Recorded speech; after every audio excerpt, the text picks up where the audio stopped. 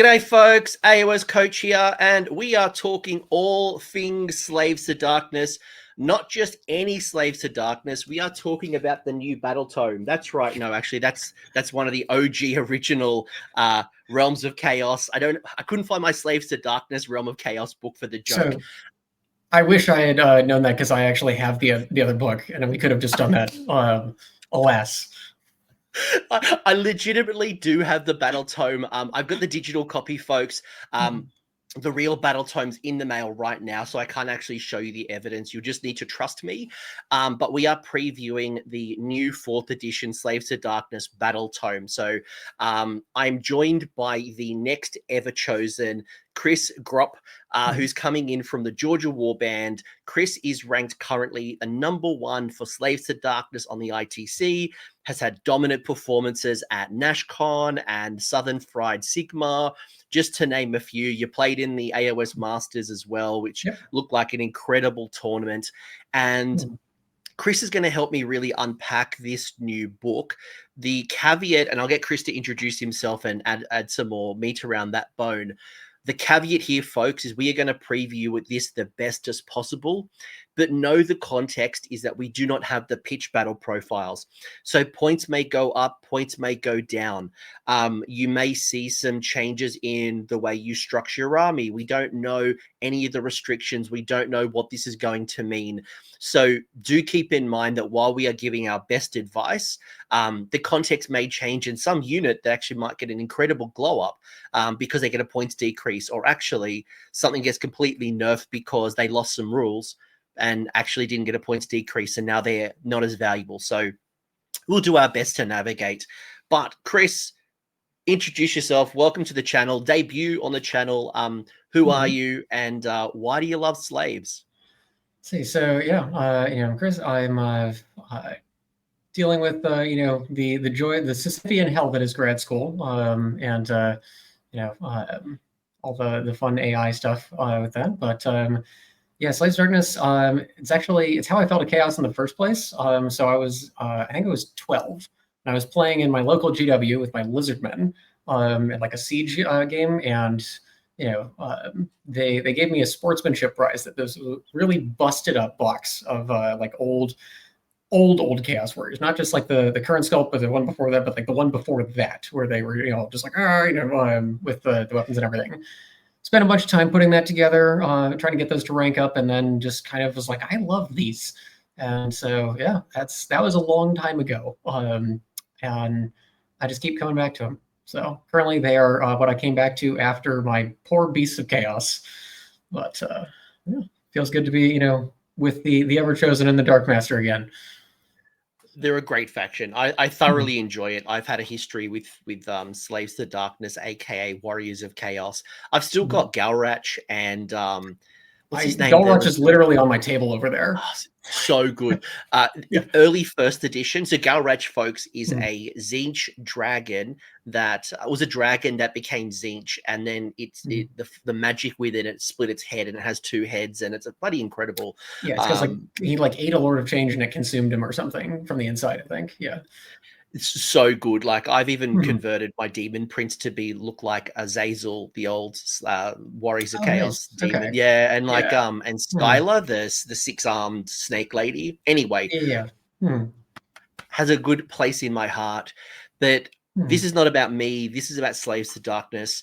Maybe before we get into the preview, I might just quickly ask you, and obviously Chris has seen this before, so I'm kind of it is an interesting question to ask is, before I sent you the Battletome, what were some of the things that you were hoping to see from Faction Pack to Battletome? Was there anything in particular that you think that... Because, like, I look at Slaves to Darkness right now, you've got a good win rate. You're definitely not the top, but you're in the higher... Yeah, you're solid army. You are seeing a lot of spam, though. Like, there are certain armies, again, you're seeing a heavy Varangard, you're seeing heavy, Chosen. There's certain units that are more popular than others. But what were you hoping to see in the Battletome? So there were 2 things that I was hoping for in the Battletome, and then kind of a bunch of other like things that sort of descend from that. And fundamentally, those 2 things was the tools for more list variety, and very particularly to feel like I could run a list that didn't have Be'lakor and not be just nerfing myself by doing so. It's just like, I love Be'lakor. I've had a blast playing him. I understand that people across the table do not always have the same feelings that I have. They have very strong feelings, just like, but they're not the same ones necessarily. And, but like right now, it's such a package of tools, and there's not really a way to get away from those tools that feels good. And so some, ways to, do that to a lesser extent, like also like having, battle formations that were compelling, and not just God's Wrath Warband. And then the other thing, Dark Oath. The Dark Oath stuff is really cool. Some of those models are amazing. I was converting up the Wilder Fiend Mitosis list, when fourth edition came out. Like, I'm glad that some of those lists were stupid in third edition. Like, don't get me wrong. But Dark Oath and the index were just really bad. I tried real hard to make them work. I kept trying, and just they didn't stick. And so I was like, I want a way to play Dark Oath and not feel bad about it. And I want a way to play not Be'lakor and not feel bad about it. As much as I love Be'lakor, and I'm very happy running like Varangard and Chosen and Warriors and stuff, I want to use more of the book. So I would love to see more Demon Princes, less Be'lakor, less Varangard, more Dark Oath. I think I tried to do a lot of Dark Oath. I got the War Queen, and I loved her when the War Queen very first came out. Yeah. When she very first came out, I'm like, this is a range that I would love to see more of. Maybe my expectations got a little bit wild. I'm also hoping that, like, yes, Beasts of Chaos are disappearing, RIP, thoughts and prayers. But I'm like, that aesthetic would perfectly move into Dark Oath if you could find a few of those units or flesh it out. Like, maybe the Cygor comes in with the Dark Oath, who knows? But I mean, once they cycle out, I am absolutely running my old Bulgors as Theridans. And honestly, the Theridans are better than people give them credit for. I have actually done some stuff with those, but I got a mate, Craig. Shout out Craig. He's running a whole army of Theridans, including like 6 or 7 auxiliaries. Is like, I don't care, like, just auxiliary. Okay. Yeah, because the Myrmidons are really good. I've been trying to fit Myrmidons in the list forever, and I've finally been able to do it with the points changes. So, but the points changes that are until this book comes out. So who knows? It's all good. Love Craig. You watching this. Before I get into this, folks, I'm going to bring this up in a second. I do need to do the disclaimer. Games Workshop did send me the book in advance, so they won't see this video when it goes live. Ironically enough, actually, when this goes live, you and I will be at Atlanta doing the World Championships as well. So you're probably sick of my voice on the Twitch stream by now, but we'll both be in Atlanta. So Games Workshop sent it to me in advance. If you're thinking about picking up your copy and you want to help the channel, consider grabbing it from Element Games in the UK, Gap Games in Australia, or Warpfire Minis in the USA. Link is down below. Everything does help. And yeah, I really appreciate your help. If you go and click those links, greatly appreciated. But now that's out of the way, do you want to get into it? Let's do it. Everyone's just like, shut up, just get into it. Just get into it. All right, here we go. So we're going to try to go through all of the changes, and then we're going to break it down and put some thoughts behind it. There is an Army of Renowned as well, so we don't really know anything about the Swords of Chaos or the Dark Oath one, whatever. There's two Tribes of the Snow Peaks. Yeah, that's the one. I was literally about to open up the app to get the name.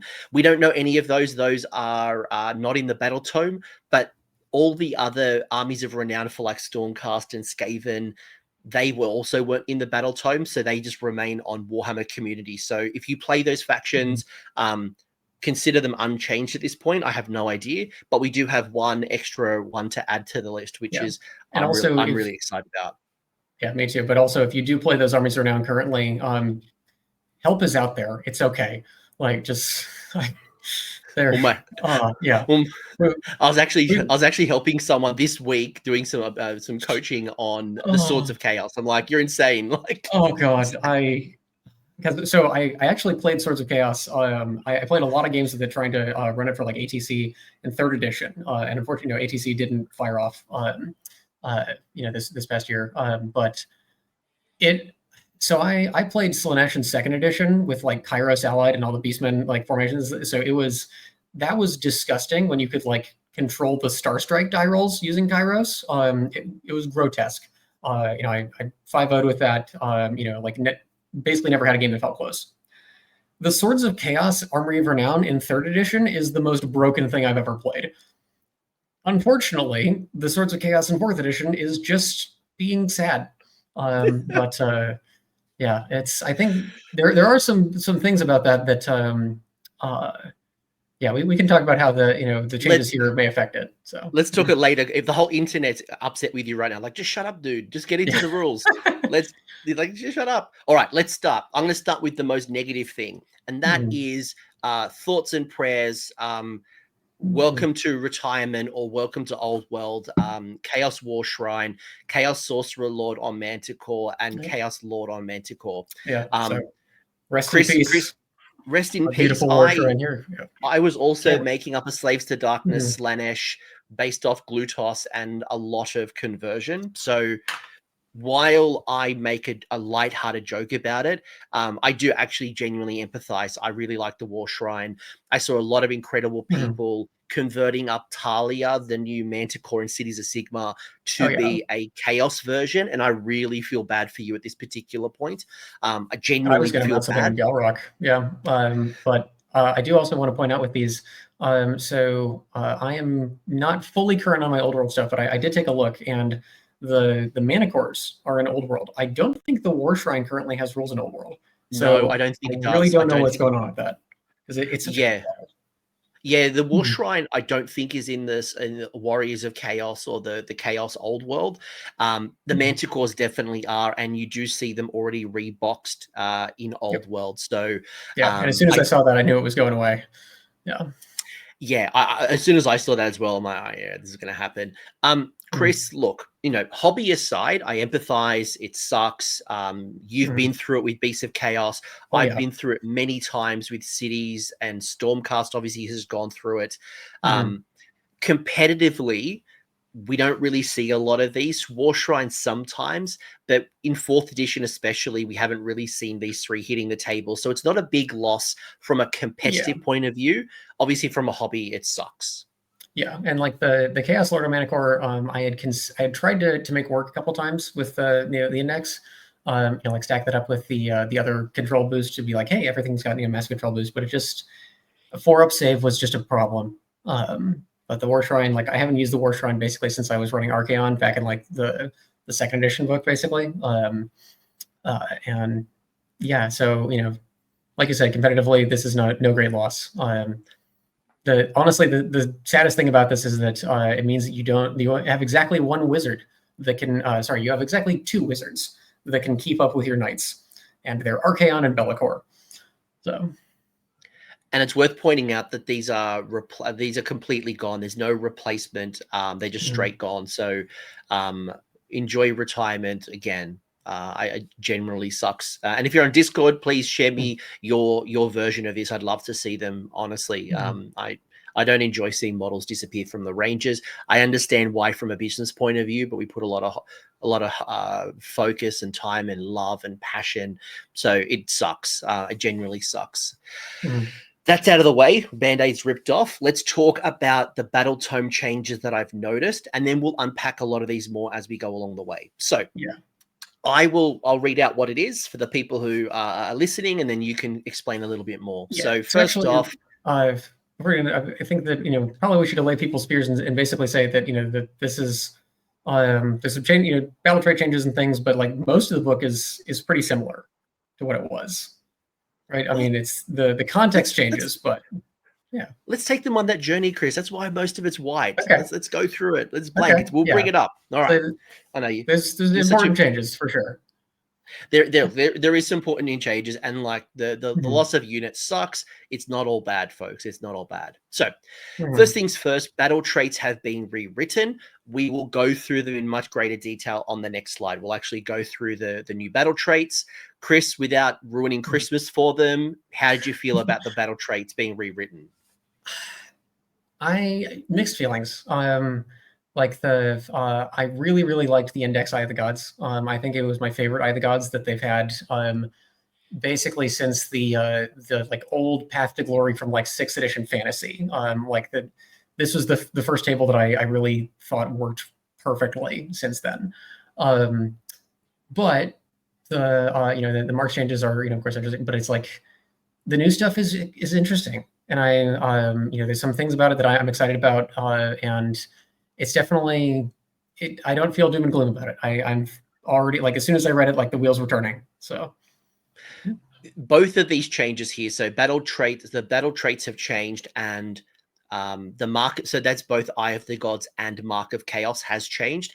It's changed different. It's not changed better, not changed worse. It's just changed different. But the change that I would probably say that everyone will say it's worse is this second part here, where it says the Mark of Chaos ability has been removed from most war scrolls. So a lot of your things, like, your warriors especially, a lot of them had a default Mark of Chaos ability that you got to choose. And Varangard obviously is a really great example where people would mark them Nurgle or mark them Khorne, depending on what you needed. There is still ways to mark them. We'll talk about them soon. But just know that all of your Warriors of Chaos or Slaves to Darkness don't automatically come marked, which will change the way you think about your faction. Although to the right, you'll see that the Slaughter Brute is already marked Khorne. The Gaunt Summoner on disc, and Mutalith Vortex Beast are both automatically marked as Zinch. And there's no automatic markings to Nurgle or Slaanesh in the book. Chris, thoughts?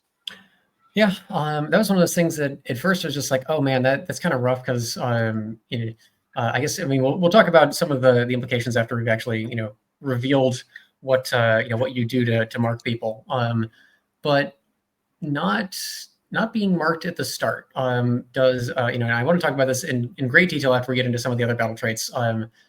There is a flexibility in that you're not locked in at list construction, and you can actually adapt to what your opponent is doing.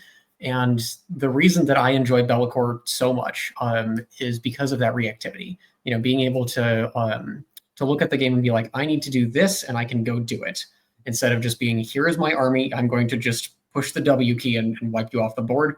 And so if you like pushing the W key, this is probably a nerf for you. But if you like reacting to the battlefield and having a real toolbox, I think you're going to really enjoy what they got here.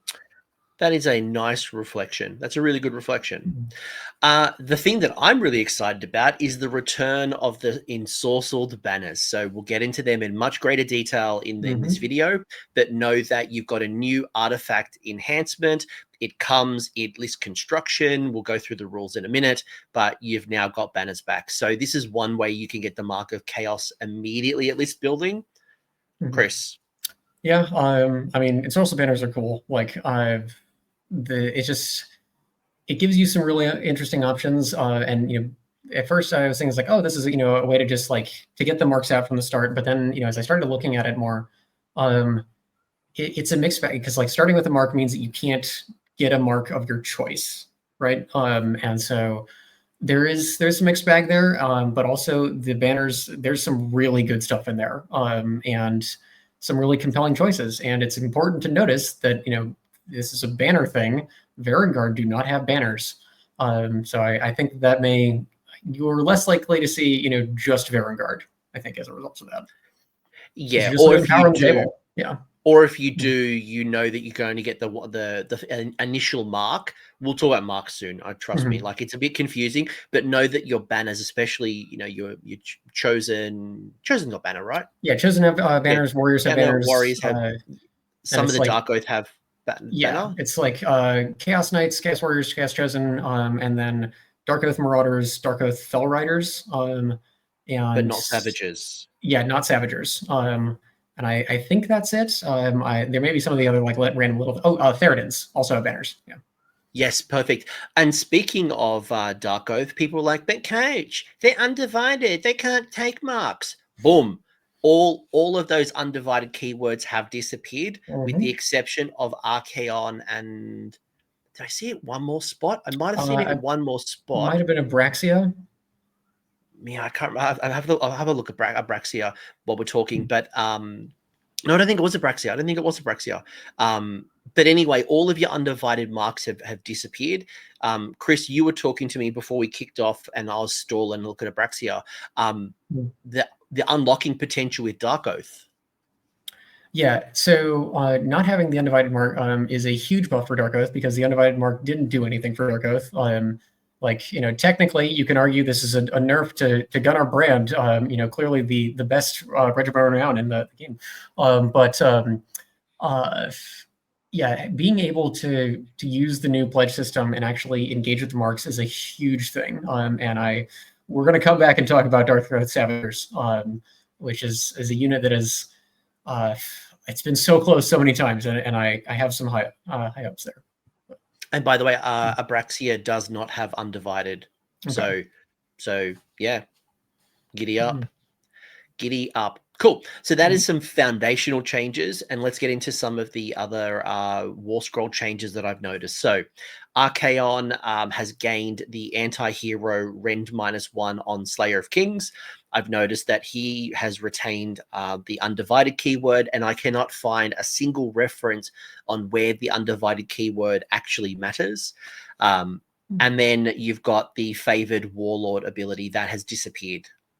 Yeah, and so favorite warlord, you know, for those who haven't memorized Archaon's War Scroll for the last 4 editions, that's the one that lets him pick a mark, and that was actually a little disappointing. Like, I was hoping that he would, you know, keep that, because he's a big boy, you know, and as rightly he should be. You know, I mean, the model is colossal, and I converted mine to be even bigger because, you know, that's just the kind of person I am.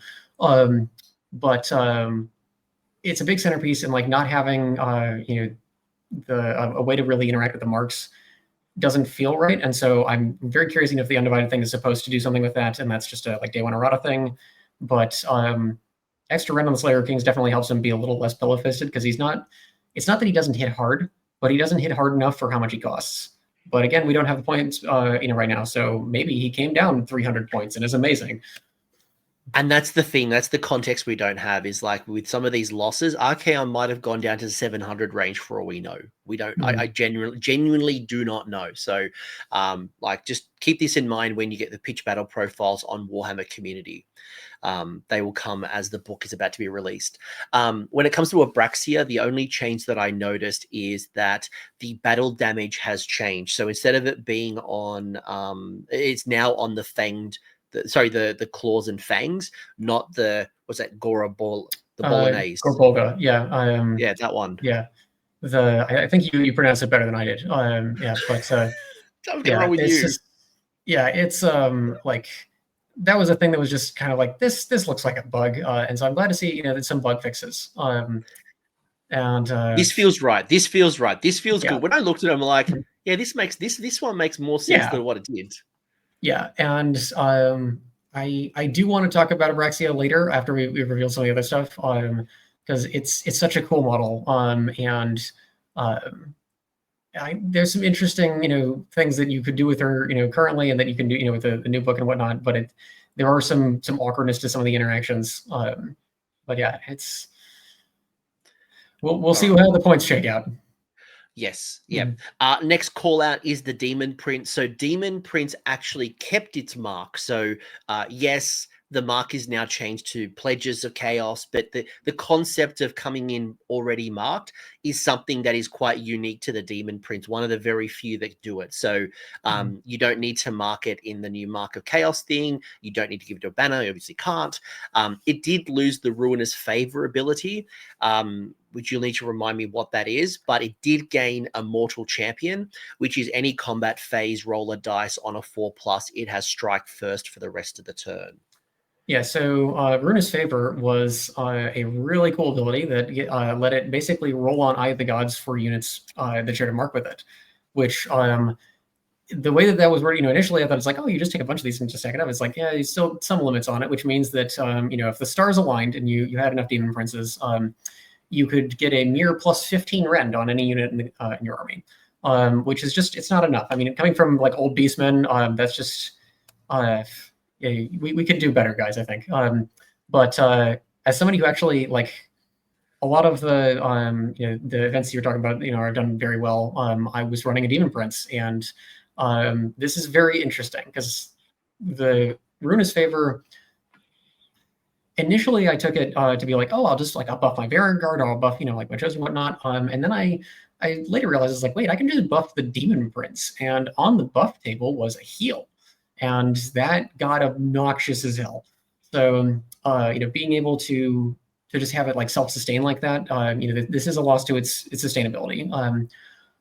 But the new marks are really interesting, and the fact that it can still do that off the bat is great. And also, Strike First is amazing, even if it's inconsistent. People, you have to play against that, especially, with some of the other effects that are available to the book, as far as like Activation Wars kind of thing. So, I'm very interested to see where the Demon Prince ends up points wise. But as perhaps the current #1 Demon Prince enjoyer of Slaves of Darkness players, I'm excited. And it might be worth calling out that Ruinous Favor just doesn't work now in the new Eyes of the Gods. Right, When I reveal it, it makes the reason I didn't write notes is because I'm like, oh, it's actually obvious. Ruinous Favor doesn't work with the new Eyes of the Gods, so that makes complete sense. Next one is the Chaos Spawn. I think this is nice to have. Like, it's a quality of life change. You're not going to pledge a Chaos Spawn. It's not worth it. Correct. So Chaos Spawn, no marking. Obviously, you can mark it if you want to, but basically, long story short, Drawn to Power no longer needs the Demon Prince to have the same mark, Chaos mark. Although you still need to be wholly within 12 inches of the Demon Prince to use the Drawn to Power ability. Yeah, nice quality of life. Yep, and having run Demon Prince plus Chaos Spawn in a lot of lists, I'm gonna just speak out to all the people playing Slaves of Darkness out there, and just a Chaos Spawn is better than the extra command point turn 1. Like, guys, it just an extra objective grabber when you only have like 5 units is really nice. Hopefully they're still cheap. Yeah. Hopefully they are. Next one is the Chaos Lord on Karkadrak. So there's been a change here where drive the Legion forward. So pick this unit and up to 2 friendly non-hero, non-cavalry Warriors of Chaos units, wholly within 12 inches of this unit to be the target. The effect is add 2 to the charge rolls to the target for the rest of the turn. Now, the difference here is that it's now added an additional condition that it's non-cavalry. So the ability hasn't changed, the description hasn't changed. It's just that you've now got an extra condition of no non-cavalry. Yeah. Is this a big one? So I don't think so. And for a reason, when we talk about the marks, I think the reason for that will be a little clearer. But it definitely matters. And in the context of the new marks, there are some things that is important to keep in mind with this. I do think that this helps separate the Karkadrak into, like an infantry support. Here's the Chaos Lord for the infantry, and then here's the Chaos Lord and Demonic Mount with cavalry, which both of them very, very good units. And if Be'lakor was not as good as he is, you would be seeing them all the time. However, since like the main application that I used the Karkadrak for in the past was delivering a bunch of Chosen with the Gaunt Summoner, you can still do that. It's just you're not going to be using this with Vanguard or Knights with some of the combos that we'll talk about after we reveal the battle traits. So awesome. Glad you called that out, because that was the one connection I had. I'm like, they're kind of making it more separate between what the Demonic Mount does versus what the Karkadrak does and who it's meant to support, because it's always been a very blurred line, it felt like, for a while. Yeah. So, and it's good to have a dedicated a dedicated infantry support Chaos Lord. We have that one. Allegedly, there's one on foot, but you could just take more warriors. Isn't that an old sculpt? I'm like, how do you keep surviving? Yeah, I was legitimately surprised that it wasn't on the removed list. And I'm like, I was surprised like the chariots weren't on the removed list, to be honest. Yeah, I'm like, me too. Like, you look at that, is it the Gore-Beast chariot? I'm like, oh my god, how is this still a thing? Yeah, I want it updated. I want it removed, folks, just for clarity. The last I one, love chariots. Chariots are great, but I was just like, how have you survived? Chariots are good in concept.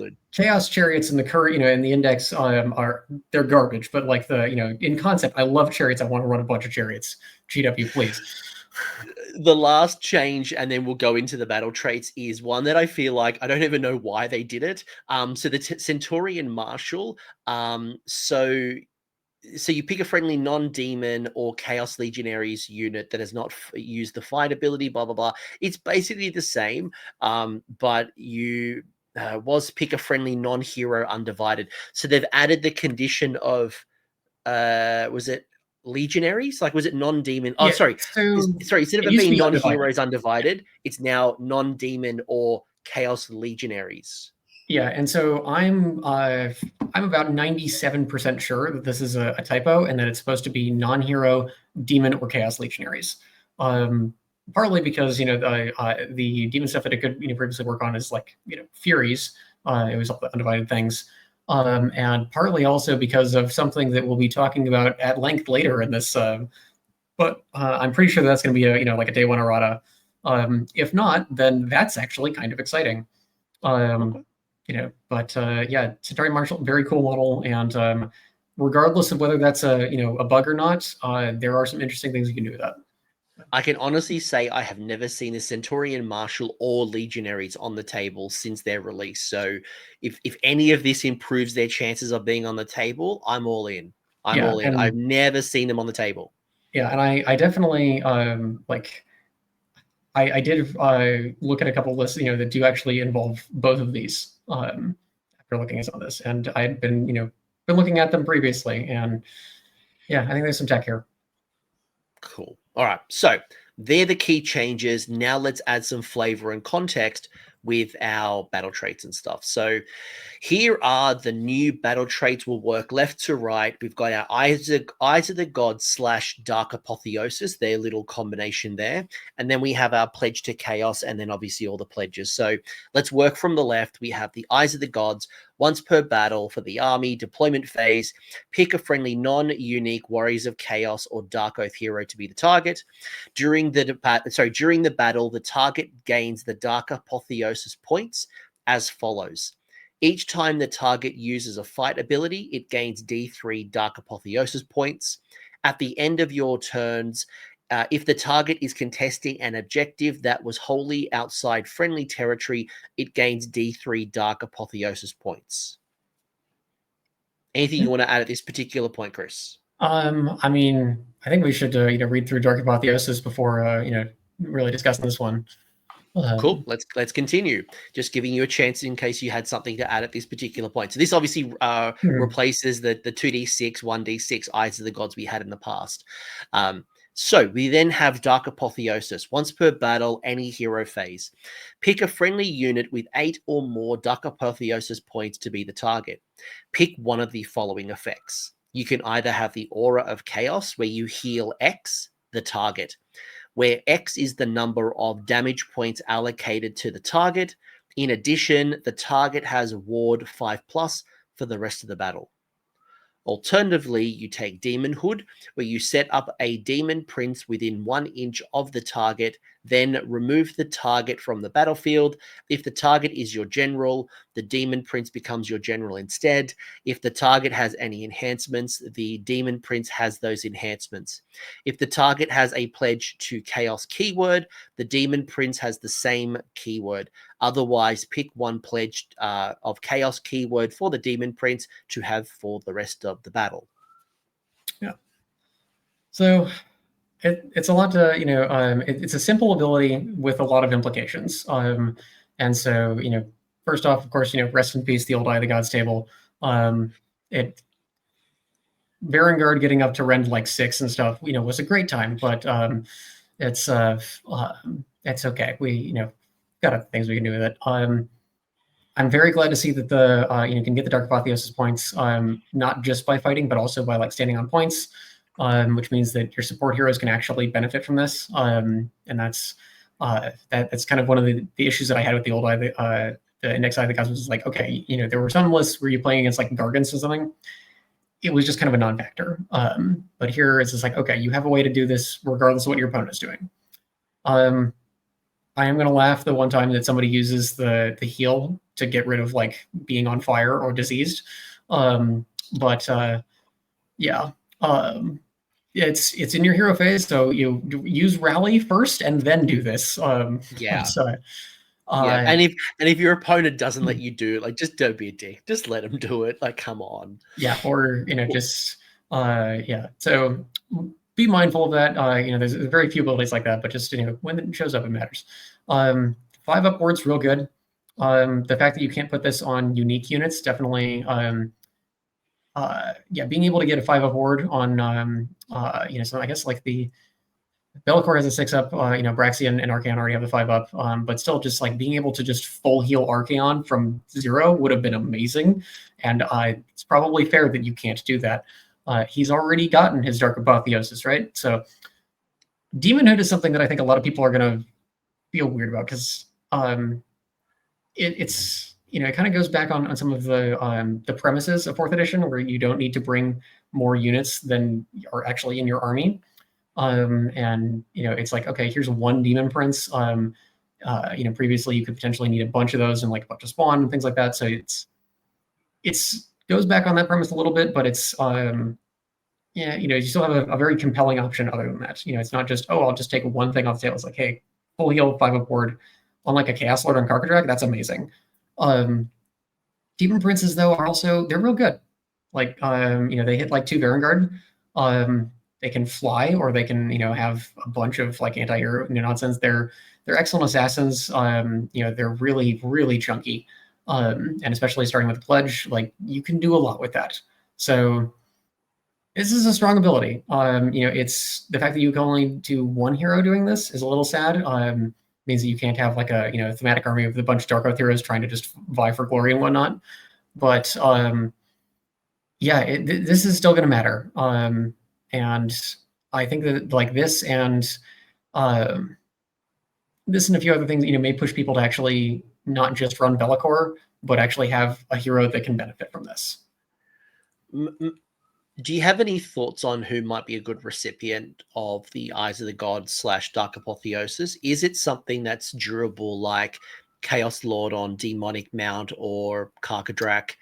Is it like, because obviously you think of something like the Dark Oath War Queen or the Dark Oath Conan the Barbarian. Yeah, I've forgotten his name. The other one, Chieftain. Yeah, the Chieftain. Mm-hmm. You look at it and go, right, there's a trade-off here. It's 5 wound idiot. If I can get those 8 Dark Apotheosis points, I trade that 100-odd point hero for almost a 300-point demon prince. Like, that's a great trade. Obviously, if it takes those 5 wounds, it dies and you lose your Dark Apotheosis completely. So there's a risk versus reward mechanism here. So how do you potentially see, like, what are the types of people that you would mark with this? So I think that the obvious one is the Karkadrak. Like, if you're running Karkadrak or you're running a Chaos Lord and Demonic Mount, I think that these are natural targets for it because they're beefy, and so they can survive long enough to actually like finish this. They can benefit from both parts of the ability. Just healing a Karkadrak from 1 or 2 wounds left to full and giving it a 5 upward is very powerful. They're going to be upfront, so they're going to be fighting. They're going to be contesting objectives outside of your territory, and also turning them to a Demon Prince can potentially be super clutch. But they're also expensive, and so you're not getting as much potential value as if you do it with something else. I think that the real sneaky win here is like a Sorcerer Lord. So I almost said Gaunt Summoner, but alas, you'll note that the keywords on that says Warriors of Chaos or Dark Oath Hero. Gaunt Summoners are neither of those. If you could do this to Gaunt Summoners, that would be amazing. But they are demons, and they've already done their thing. But yeah, I think the Sorcerer Lord is the sneaky pick here because if you basically just kind of wander up behind the line and just stand on points, you'll get the points eventually, and then just be like, cool. Late game, I'm out of units to support. I'm putting Oracular Visions on myself, which is not great, and now I can just turn into a combat monster. It gives you a lot of power in the scramble.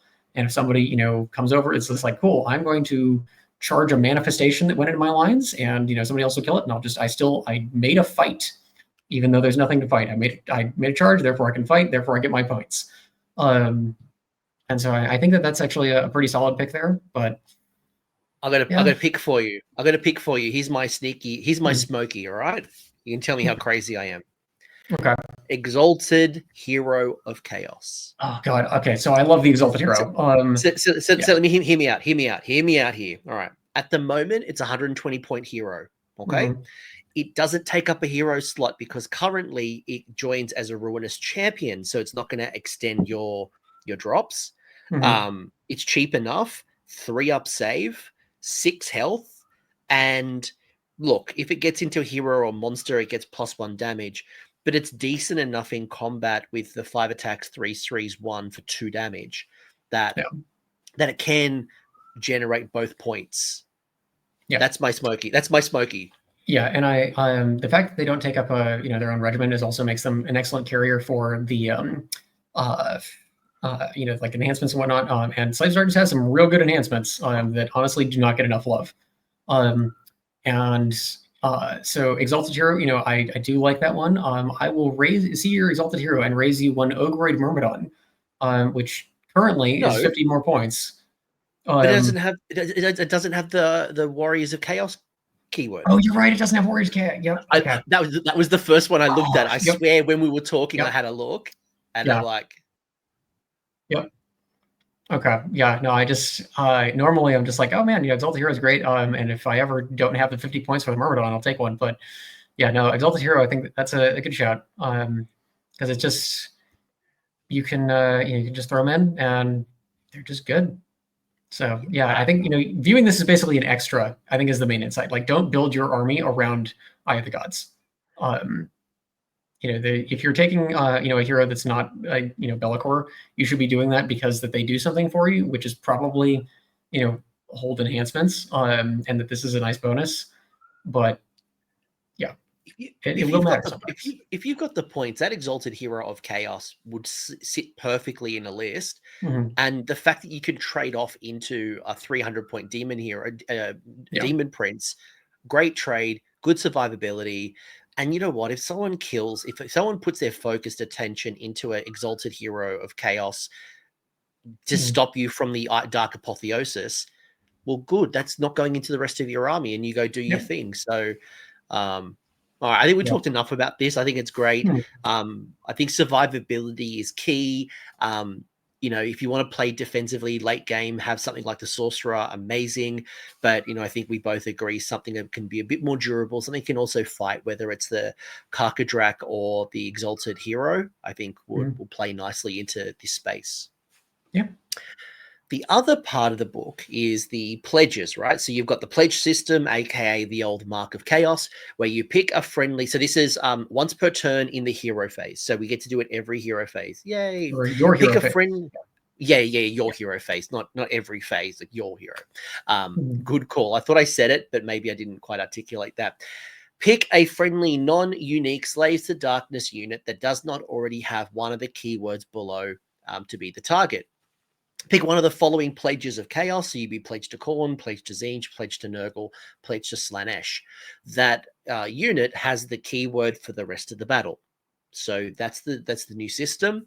Now, what are the marks? Pledge of Khorne is a passive ability. You get to add 1 to the attack characteristics of melee weapons used by friendly pledge to Khorne units. Pledge to Tzeentch. Once per turn, your movement phase, pick a friendly pledge to Tzeentch unit to be the target, roll 2d6, then pick a point within a number of inches of the target equal to the roll. Remove the target from the battlefield and set it up again on the battlefield more than wholly within 6 inches of that point and more than 9 inches from all enemy units. Pledge to Nurgle, a passive ability. Friendly pledge to Nurgle units have a ward of 6+. If the unit already has a ward of 6+, it is becoming a ward 5+. Finally, pledge to Slaanesh. In your charge phase, for the rest of the turn, add 1 to the number of dice rolled when making a charge roll for a friendly pledge to Slaanesh unit to a maximum of 3. Some interesting changes here. So first off, we obviously have the overall pledge to chaos has changed. Some of those have stayed relatively the same, like a pledge to Khorne. But all of a sudden, it feels like Slaanesh and Tzeentch are a little bit more equal compared to the automatic Nurgle Khorne. Chris, what's your take? So overall, I really like this system. You know, like I mentioned earlier, I think it lets you play more reactively and interactively with your opponent, and actually, you know, make decisions during the game and not just be like, oh, it would be really nice to have picked Tzeentch, you know, when I'm playing against like Techless, but against everybody else I played today, that would have been terrible. So that's why I'll continue to never pick it. Like, this is much more interesting. You will actually, I think you'll use all of these marks, you know, across the tournament. And the fact that you can pick these in your hero phase, and, you know, just start being like, oh, I really need to get over that there. I can pledge the Tzeentch, or if I really need to make a charge, it's like, cool, pledge the Slanesh, let's go. But if it's like, all right, I'm already stuck in, Norgal Corn, you know, if I need to survive shooting, you have options. You know, these are all very thematic abilities, and they all have some important safeguards kind of built into them. Like, you'll notice the weird phrasing of the Pledge to Slanesh basically means no 3d6 counter charge. You know, and but 3d6 charge on your own turn is still real good. And I think that these are all just very compelling. I do want to note on the Pledge to Corn, it does not say on a turn that you charged. You beat me to it. You beat me to it. That was the thing I was going to say when you finished. Like, damn it. Yeah, and so that's huge. You know, it means that like Corn Marks Chosen is a thing. And yeah, like that's gonna hurt. But like Tzeentch is the one that really jumped out at me. Because Slanesh was kind of, you know, my first, it was like, oh yeah, you know, 3d6 charge without having to cast a spell, awesome. Especially since this is hero phase timing, you can try and cast a spell on them, and if you fail the spell cast or gets unbound, like cool, I'll just pledge him to Slanesh and get it anyway. But Tzeentch is just so interesting. And so currently, I would not be surprised if there's an early errata that says pick a unit that's not in combat. But while it doesn't say that, being able to just boop out of combat and go somewhere else, that's very powerful. And even without that, you've got something like Chosen, just like, cool, we're just going to walk up and we're going to teleport all the way over there and then charge. You know, possibly the Carcass Rack giving you +2, possibly having put a spell on, you know, for 3d6 charge. But yeah, there's a lot that you can do with this. And you know, remind people that, you know, the things that started with Mark still start with Mark. You know, the Gaunt Summoner still starts with that. And so your Gaunt Summoner can run and then use the Tzeentch Pledge to teleport forward and then drop things down in front. And so that is a truly frightening amount of threat. And there's a nice little interaction there too. But I'll talk about that one more after we get to the banners. So yeah, these are good. Like, yeah, I also yeah, the other thing I wanted to add, good. Go ahead. Yeah. So the other thing that I wanted to add is that the Nurgle Pledge actually helps you get shooting now, which thank God, because there's a lot of guns out in the meta right now, and having a thing that actually helps you get to combat is really good. And honestly, 3 of these help you get to combat against guns. So yeah. I think all of them. So first off, as well, we didn't acknowledge it, but obviously there is no undivided keyword for obvious reasons. So there's no pledge to undivided. Again, partially why we said we don't understand why undivided. There's no benefit for Archaon other than locking you out, but he's unique. So why? I don't understand yet. Maybe there's something coming in the future, but just a couple of things I just want to wrap up really quickly. Pledge to Corn, great call out. Doesn't require charging. So being able to, when someone used to counter charge you and stop you from obviously charging and things like that, you know, you don't have to worry about that anymore. Giddy up. The Pledge to Tzeentch is a massive glow up. Like the old one was never attractive. Like you look at it and like, yeah. So what again? Like there is one thing that was actually very good with it, which is that Spike Tongue Curse. As you know, the backlash damage on that when you fail it is coming from a spell ability. So with the old one, you could just use that to 4-board against the backlash and just like spam cast that. So you do have to actually, you know, be mindful of that. But like the Gaunt Summoner still has a 6-up board. You know, Sorcerer Lord still can 5-up himself, I guess. But yeah. It makes it, what I was going to say is it makes it more valuable for the other units because you'd never mark any of your other units for Tzeentch. So yeah, agree with the spike, the spell. Nurgle, obviously, yes, your combat people are going to miss the -1 to wound, but overall quality of life, the ward is probably stronger. And because that's something that you know, in my extensive playtesting with it, was that the -1 to wound, it made some matchups like really oppressive. Like, if you fight elves in combat, the -1 to wound was just backbreaking. But if you were fighting like trogs, I would rather have had the ward. And so I think that this, it's not a strict upgrade, but this is just really good. And being able to have Vanguard not just get picked up by mortal wounds, very exciting. All right, I'm going to continue because I think we can start bringing this to life soon. Oh, yeah. Next up, I don't really need to talk too much about this. There was no noticeable changes when it came to the battle formation, so they are what they are. Maybe quickly, Chris, are there battle formations that, based on the new rules, do you think it's like your God Wrath Warband and your Legions of Chaos that will probably see still the most play, or do you think that Dark Oath Horde with the undivided stuff now, or even just spoilers, do you think any of these kind of raises its play? I think you're basically just going to see God's Wrath Warband still for the most part. I think that Dark Oath Horde is it really it depends on points with Dark Oath Horde. I can see a world where it actually is useful, but probably you're going to see just mostly God's Oath Warband. It's so good. And the other ones are just so situational or so hard to set up. Like Legion of Chaos, if Eternus had the Warriors of Chaos keyword, it would be great, but he doesn't. And yeah, it's hard to build lists for the other ones. And again, points aside, like who knows, Dark Oath might have gone down 20% of their points, and all of a sudden Dark Oath Horde is incredible. So yeah, I mean, I would go as far as if they went down 20% of their points, Dark Oath Horde would be playable.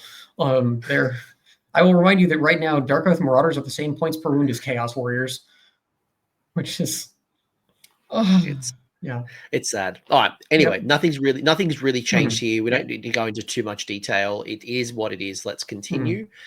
Next on the pad is Ensorcelled Banners. Yay! So, an Ensorcelled Banner is a unique enhancement that can be given to Slaves to Darkness infantry and cavalry units with a standard bearer keyword.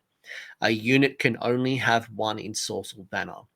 Now, there is no understanding of how you can get multiple Ensorcelled Banners. There's definitely no Warlord Battalion like we used to have in 3rd edition. So right now, it's one.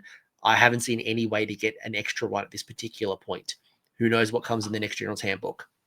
So, Chris had already mentioned some of the units that can and can't do it. So we mentioned some of the units that don't have a standard bearer would be Varangard, would be Dark Oath Savages. Yep. The ones that could benefit would be your Chaos Warriors, Chaos Knights, Chaos Chosen, your Dark Oath Horde. Marauders. Yeah, it's the Marauders, and then the Fell Riders, and then Great Theridans.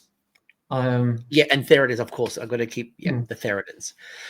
So what do we got? And then I'd love you to maybe give me some ideas of how you think about them or which ones you like more than others. So we have all of them are locked to a Chaos God with the exception of the Dread Banner. So Dread Banner is, while this unit includes any standard bearers, enemy units cannot use commands while they are in combat with this unit. The Rager Banner, which is a Khorne one, so this automatically gives the unit the Khorne pledge to the pledge to Khorne, right? So in addition, while this unit includes any standard bearers, add 1 to the wound rolls for a unit's combat attacks. The Blasted Standard, same deal, automatically gives the pledge of Tzeentch to the unit. In addition, while this unit includes any standard bearers, this unit has a ward 4+ against damage inflicted by shooting attacks. The Eroding Icon, same deal, pledge to Nurgle. In addition, while this unit includes any standard bearers, attacks that target this unit cannot score critical hits. Treat them as regular hits instead. Finally, the Banner of Screaming Flesh is a Slaanesh one.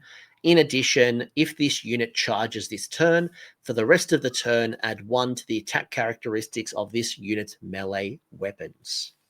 All have keyword Ensorcelled Banners. Yeah. Chris, what are you thinking? These are amazing. Like every single one of these is really good. And So I played a lot of Zangor Enlightened last edition, and that Dread Banner, like as soon as I read the Dread Banner, I'm just like, oh my god, this is, you guys are not ready for Chosen that are also Enlightened. It's terrifying. I was already, like, I've been playing with Twilight Sorcery, so I've got like the Geminids in this a lot, and telling people that they can't use all-out defense when you're about to throw a zillion Chosen attacks into them, that's scary. And especially, if you can just tag like Catacross, because this one, unlike the like Zangor Enlightened, this just has no commands. It's not only in the combat phase. You just have to be in combat. So you tag Catacross, and then they have a bad day.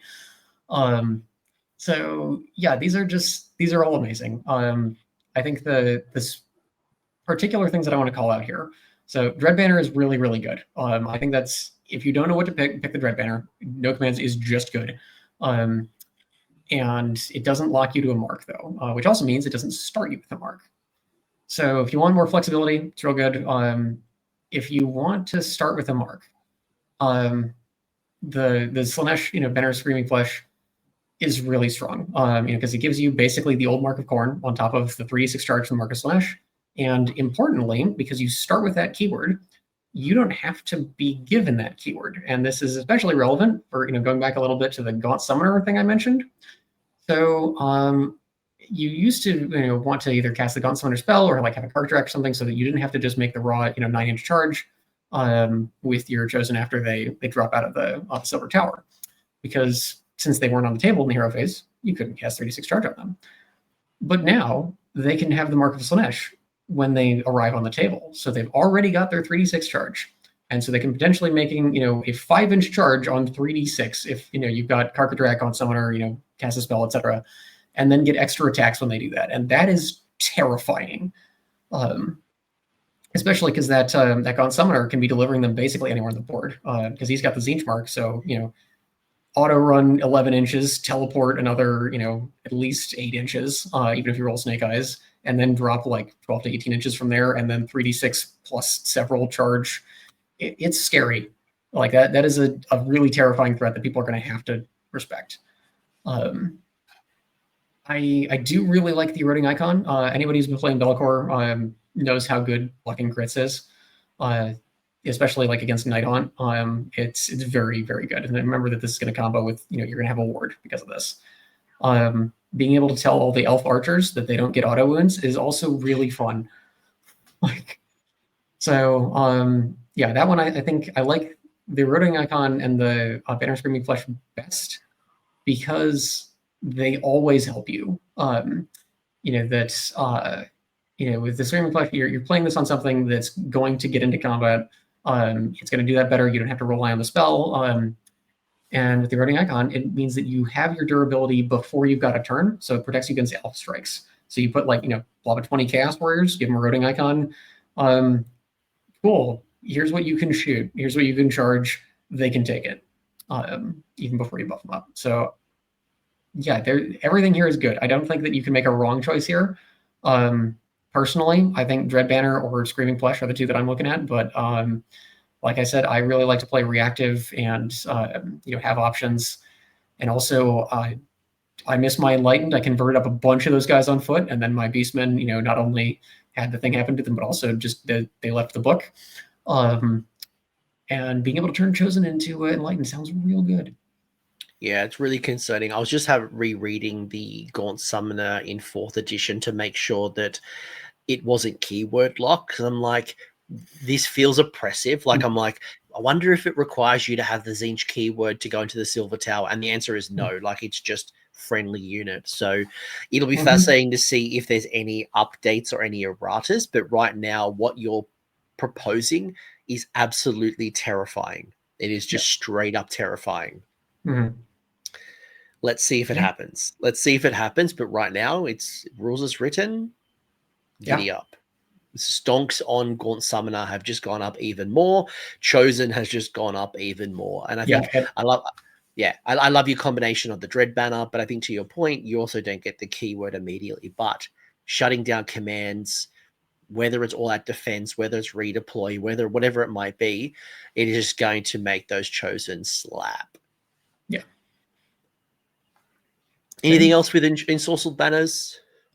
Yeah, I mean, I think it's worth reminding people, because I'm sure the Slaves of Darkness players, are probably already thinking of this, but the other people who are looking at this, being like, oh god, this is terrifying. I do want to remind them again that Varangard do not have standard repairers, and so cannot take these. Knights are good. I think, when I read the Knight War Scroll, I'm like, this is the perfect War Scroll. This is, I think they are a great balanced unit, and I am increasingly happy to see the other cavalry brought in line with the perfect balanced unit. But there's some real good picks in here with them. Yeah, I like this system. I think that there's a lot you can do with this, and I think that if people want to play the more like WP kind of thing, just take like Banner Rage, like here's my fighty unit, it is extra fighty. I don't have to think about it. Like Banner Rage on a unit of Chaos Warriors is actually terrifying. Chaos Warriors are really just undervalued by most people right now, and their extra attacks on things with not a lot of attacks, real good. So, yeah, I think this is going to have really good impacts to list diversity, where it's no longer just Knights and Varangard, which has been a lot of lists these days. I think, as you said, it brings Chosen to the fold, brings Theridans back into the fold. I think there's a lot of things that maybe you should have seen more playtime, that I think you're going to start to see the construction of Slaves adjust. Again, we don't know points, we don't know things, but right now there's a good enough incentive for you to revisit the way we construct our lists. For sure. Next up, we have heroic traits. So heroic traits, there was only one change that I noticed. So Favored of the Pantheon, again, it makes complete sense because the old Eyes of the Gods table has changed. The new Favored of the Pantheon is if this unit is picked as the target of the Eyes of the Gods ability, it gains 3 Dark Apotheosis points. So this is just a deployment phase thing. So you might recall the Eyes of the Gods table talked about if it's your general, and you might be thinking in the example that we talked about with the Exalted Hero of Chaos, if that's not your general, you go off and be free and there's no risk to the general stuff. But when it comes here, if you do pick your general, you get your D3 Apotheosis points. Yeah, I mean, it doesn't, heroic traits don't have to be on your general, which is nice. Yeah, so I do want to talk about, another interaction here. So obviously Radiance of Dark Glory is still good, and it hasn't gone away. Deathmonger actually has an interaction with Eye of the Gods. So the way that Eye of the Gods is worded is that each time you fight, you get the D3. And so Deathmonger lets you fight an extra time. And so, there's an argument to be made, between Favored of Pantheon versus Deathmonger on something like a Cargadrak. If you want to push for the favor and push for the Dark Apotheosis, you have options there. And on average, you'll get more out of the Favored of Pantheon, but also you're not getting that combat tax. So, for something like a Sorcerer Lord, if you're not playing a list that actually uses Radiance of Dark Glory effectively, Favored of Pantheon is a pretty nice pick. And that's something that, if you were running a Sorcerer Lord before, there really wasn't a good pick for you other than Radiance of Dark Glory because it's so good. But not every list actually benefits from that much. Like if you're running, a bunch of Dark Oath, Radiance does nothing for you. Deathmonger barely helps Dark Oath heroes because they don't do any damage to begin with, and Favor of the Pantheon gives you an actually pretty good chance to just turn into a real combat hero. So, and can I just quickly interrupt and just errata myself in a quick brain snap? I was thinking heroic traits was generals traits like the old 3rd edition, and started going on a random little tangent about generals. It means nothing. Ignore what I just said. So you can still pick that Exalted hero, chuck it in, give it the Favored of the Pantheon. Obviously, there's stuff around being general that we can talk about, but it doesn't have any impacts of heroic traits. I guess my question to you is, given that, we do probably see, obviously the Favored of the Pantheon has changed. Do you see that being used more? Or do you still think like Radiance and Deathmonger maybe a little bit more popular?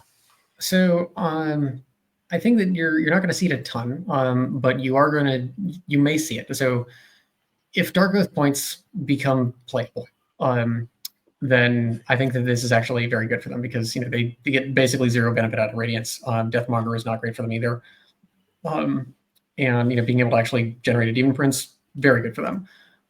Radiance is just so good. Like basically, as long as we're in a Be'lakor, list construction meta, Radiance is frankly, I think, just too good to pass up. Deathmonger definitely has advantages. I considered it a couple times, with like the Demon Prince and stuff, when I was just playing one. and certainly good on Carcatrax. I have lost games to that, in the past, but Radiance is very strong. Especially while Tzeentch is a very strong part of the meta, being able to just get rid of burning on most of the things in your army continuously is great. But it's actually worth looking at now, because the previous Fate of the Pantheon, I never even considered it. Just like, why would you do that? And now, this is a thought. So,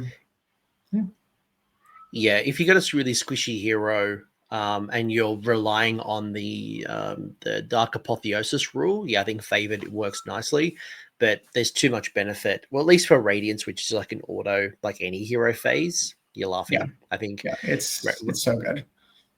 Radiance is good, but I think they're a lot closer than they were in the past. For sure. Artifacts haven't changed at all. It looks like Infernal Puppet, Realm Warps, Twist Rune, and the Conqueror's Crown all remain the same. I saw no changes at all. Do you have any favorites? I mean, I've run Conqueror's Crown and Demon Prince a lot, and I intend to continue doing that.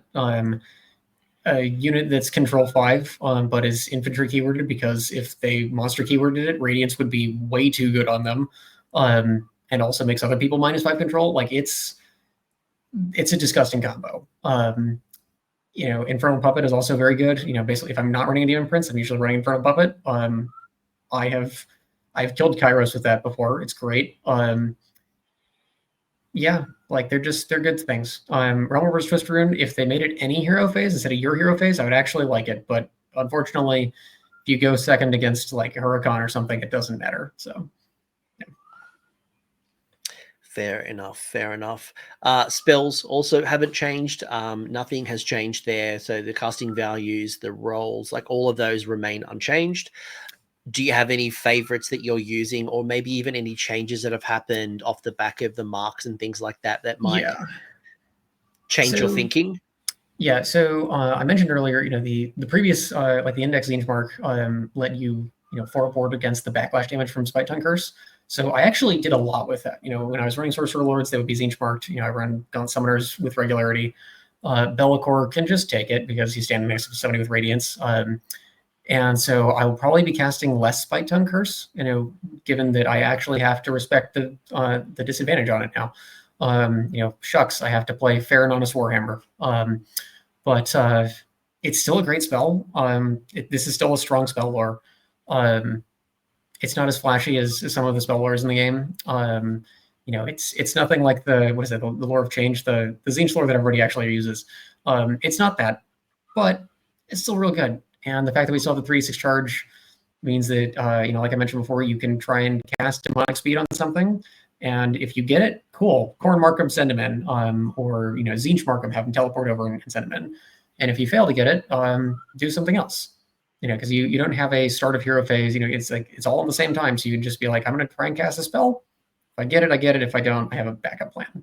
But yeah, I mean, I'm going to continue to cast like Enfeeble Foe because Be'lakor is good. Going to cast Jevonids and my other or if you're running like Kronspine or whatever else.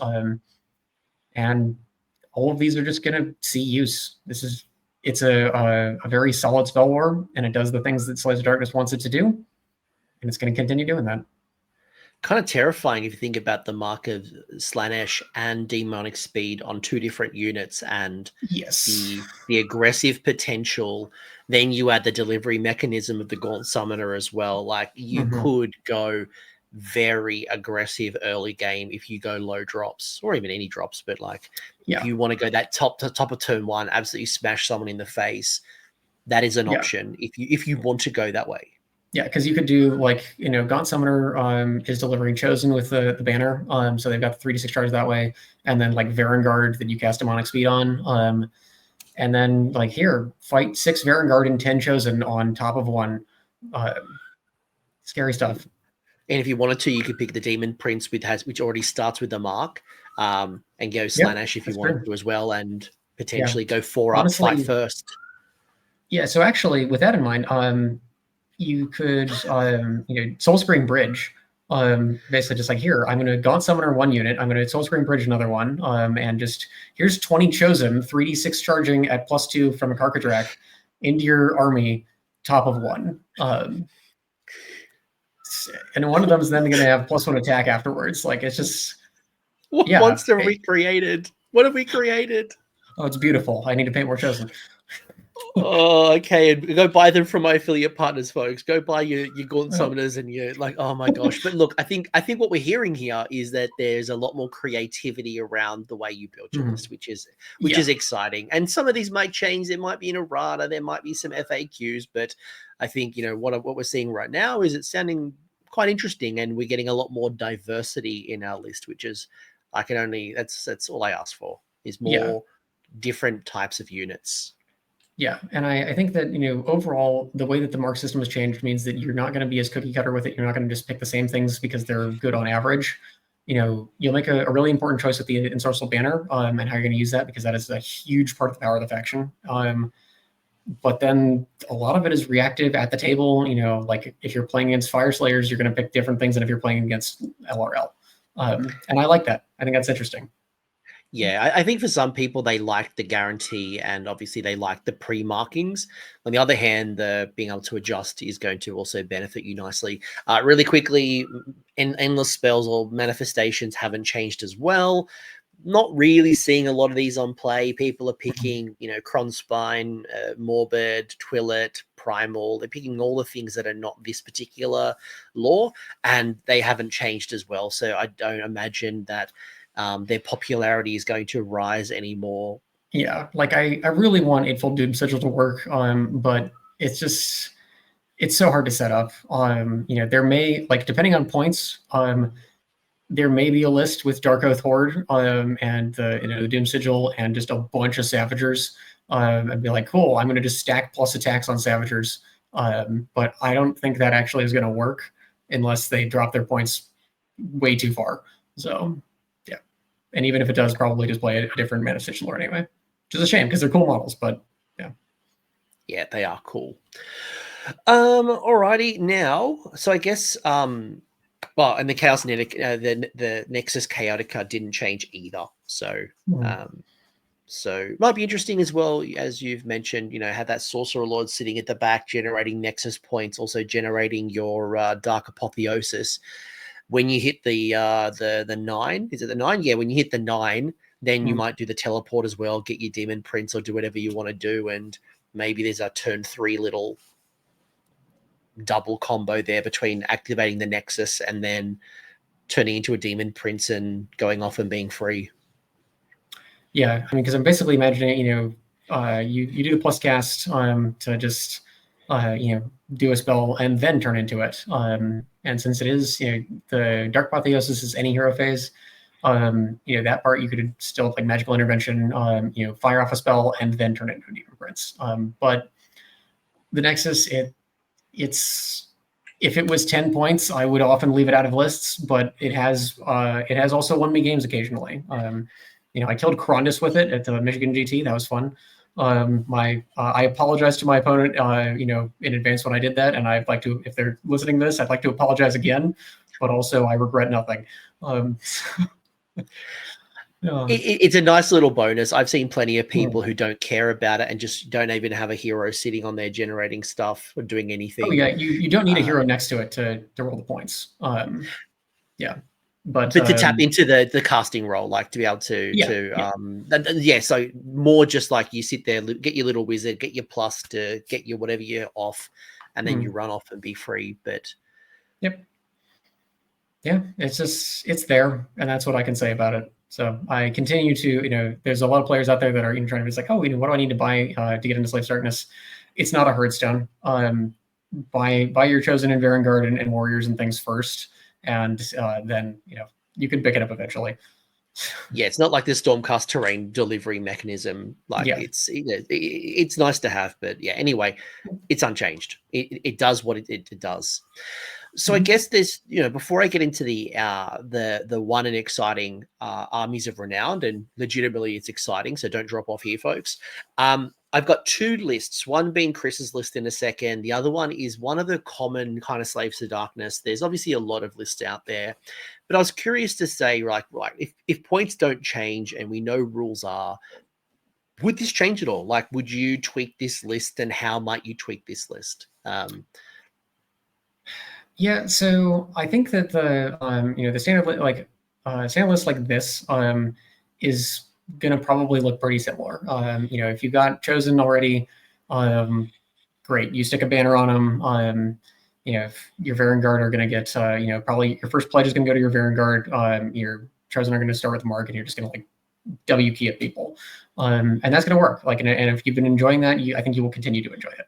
I think you'll have a little bit more options to get out of a bind, especially if the Zinch mark does not get an earlier errata to say non-combat. Then being able to get Varangard out of combat and back in, especially if you can like cast the 3d6 charge spell on them first before you declare that.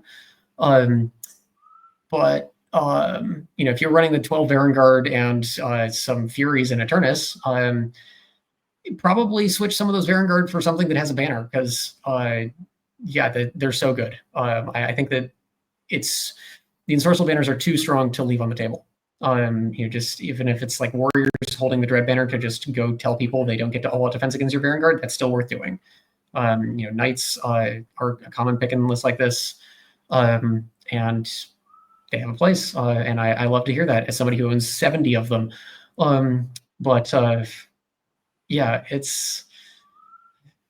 I think that the common list, something like this is still going to work.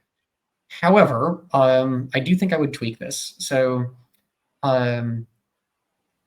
having the heroes, I do like having at least a hero that can benefit from your enhancements, Eye of the Gods. And so Eternus is not really the auto include that he was before here. Because losing Undivided Mark means that he's not quite as good of an just assassin, not going to just run up and kill Skagerrak quite as effectively as he used to. And B, just being able to plop out a Demon Prince is really good. So I think that possibly adjusting this to be to have another hero and change up the units you have. Like, one of the things that jumps out at me here, you could take like a Gaunt Summoner and some Knights, instead of the Warriors. You would go to 2 drops instead of 1, which does have a cost to it, but also the immediate threat is very scary. And you could turn the Chosen into more Varangard and a Gaunt Summoner, or more Varangard and an O-grade Myrmidon, or an Exalted Hero or something, and just have access to things that way.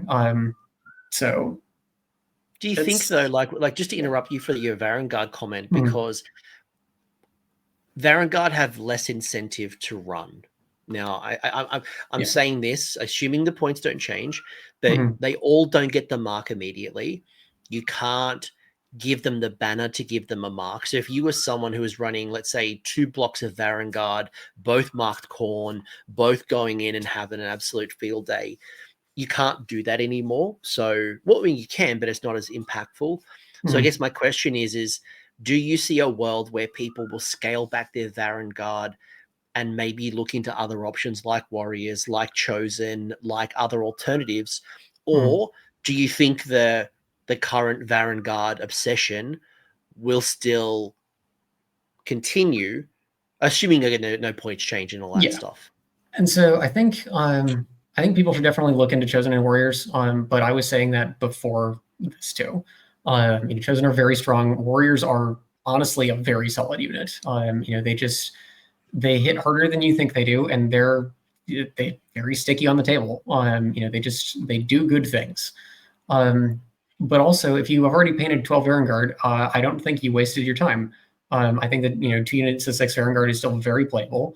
I think I would more likely to do that than to run like 4 units of 3, which was more my preference. Previously, I would run like, if I was running Mass Varangard, I would run like 1 unit of 6 and then everything else 3s, and just use the 3s to screen for the 6. I think that and now, then you mark you start the mark with the 6. Yeah, And so I think that what you would probably do here would be, if you're going to run 2x6, you cast your 3d6 charge on one of them, ideally from like out of unbind range if you can manage that on the battle plan you're playing. And then, the other one gets the, whatever pledge to just go forth with 2, units 3d6 charging after moving 12 or 10 inches. And if you don't get the spell off, you just pledge to smash that one. It runs up, as initially planned, and the other one just kind of hangs out. And, preps for being wave 2. And I think it still works. Like, Varangard is still really good. Even without, Mark of Khorne or the old Mark of Nurgle, I think they're still very strong. Being able to get a ward by just Nurgle marking them, if you don't need that 3d6 charge, being able to just give them a ward is really good. Just full stop. And being able to say +1 attack even when they didn't charge. Like Varangard, one of the reasons that I like to run Varangard over Knights was that Varangard, when they don't charge, still do a ton of damage. And with the changes to the Mark of Khorne, that is even more true. So yeah, I think they're still good. I think that I really, really like Chosen and Warriors, even more so with the current changes to the marks and the banners. But Varangard are still good. And if you already have that list, keep playing it. You'll have fun. Yeah, sorry, I was just checking something. Just to confirm, I'm not saying at all Varangard are terrible. Drop your stocks on Varangard. I think it's just the question of, if you can't automatically mark them now and there's no way to get multiple marks immediately, do they still hold the same value to you? You might say, yes, I don't need it, or maybe I just play them a little differently, or maybe to Chris's point, you consider a different unit, whether it's Chosen, whether it's Warriors, whether it's Knights. There is no right or wrong. I'm posing a question to you all. Yeah. So, and I'm also, I want to clarify that I am definitely biased here, because I was actually starting to be kind of down on Varangard for a while now. Like, they're a really good unit, and when they show up to work, they really show up to work. But they're glass cannons, which is a weird thing to say about a unit with 5 wounds and 3 up save. But for how many points they are, they're glass cannons. And yeah, you've got some better answers to that now with the being able to just give them a ward. But why use a glass cannon when you can use a really, really heavy iron cannon that you can teleport into position? Like, to me, that seems like a good pick. And some of you might have a world where you are living in the future and you now know the points, and maybe Varangard have gone down in points to know that you don't get the automatic mark. So maybe that changes the conversation completely. Really, really quickly, I know, because I do want to get to the Armies of Renowned. Chris, this is one of your lists that you've been playing with recently. And again, maybe not as let's just acknowledge this really quickly. This is the list that you're currently playing with: Be'lakor, Chosen, Mark Nurgle, Ogoroid, Thermodons, with the Radiance of Dark Glory, Conqueror's Crown, Varangard Khorne. You've gone into the Nurgle Regiment of Renowned. Based on what we know so far, would this list change at all? Are you still pretty happy with what you've chosen just in the new world? Yeah. So I've made some waves using the Regiment of Renown, and I still think it's a really, really good Regiment of Renown. But with the changes to the marks and some of the things you can do, mostly the fact that you can take like 20 warriors with the Dread Banner and just tell people that they don't get to have fun, in the vicinity of those warriors. I think I'm more likely to play that. Like second drop would be like Gaunt Summoner and 20 warriors instead of the Shutterhood. You have to adjust a couple things. 500 points, right? Like, it's quite expensive. Yes. It's 540. They used to be like 110 points discounted from Nurgle, but they're some of those points got taken down a bit, so they're not quite as cheap as they used to be. But I basically, what I use it for is, here's screens, here's durable things that can just type a flank, here's things that can go take objectives, and here's extra control stuff. And now I have more units that can do that, and they can do that effectively, into a wider range of opponents. So one of the reasons that I really like the Shutterhood was that, -1 to hit was against shooting and combat. So it was always good. Everything needs to make hit rolls except for Blade Lords. But you could just, between that and the 5 ward and heal, it's like it's solid all the time. But now that the Nurgle mark is just a ward, and you can just put that on something you needed to, or you can give a banner to that, like, I think I'm less likely to take it. I think I'm more likely to take, here's a block of 20 warriors, and here is like a Voltclaw's engine coven behind it, which seems kind of gross. I've done some testing with that, but I haven't, not conclusive yet. And yeah, there's a lot of little things here. The Myrmidon. I still like the Myrmidon, but I'm gonna definitely be painting up more Exalted Heroes, because they can take Eye of the Gods, and because like not having the mark, like they're not going to be the first thing I pick as a mark, and that limits their ability to just walk into a horde of things, like a unit of horrors or something, and just tank it forever. So yeah, it is going to change things. I think I'm more likely to play the units in the book, even though my ability to spread wide with that is actually reduced. I can do the things that I want to do more easily. So yeah, the wheels have been turning a lot. And yeah, I'm excited to see what I can come up with. It's a shame the Myrmidon can't get the Eyes of the Gods ability. Like I'd love to see, because one of the things that I would love to see is more of those Ogreroids on the table. Mm-hmm. I just love to see it, and like the book doesn't reward you enough to go down that route. I don't know. Like I feel like maybe that'll be the next expansion. Is like let's add more Ogreroids now that Bulgors aren't around. There's no Doom Bulls soon to be. Yeah. I wonder if that's a space that they can build out a little more. That would be pretty cool. I think that, like, assuming the points remain relatively stable, I think there's still a place for them. Because they're very chunky, and they're very cheap. Is that they cost about like half as much as Vanguard do.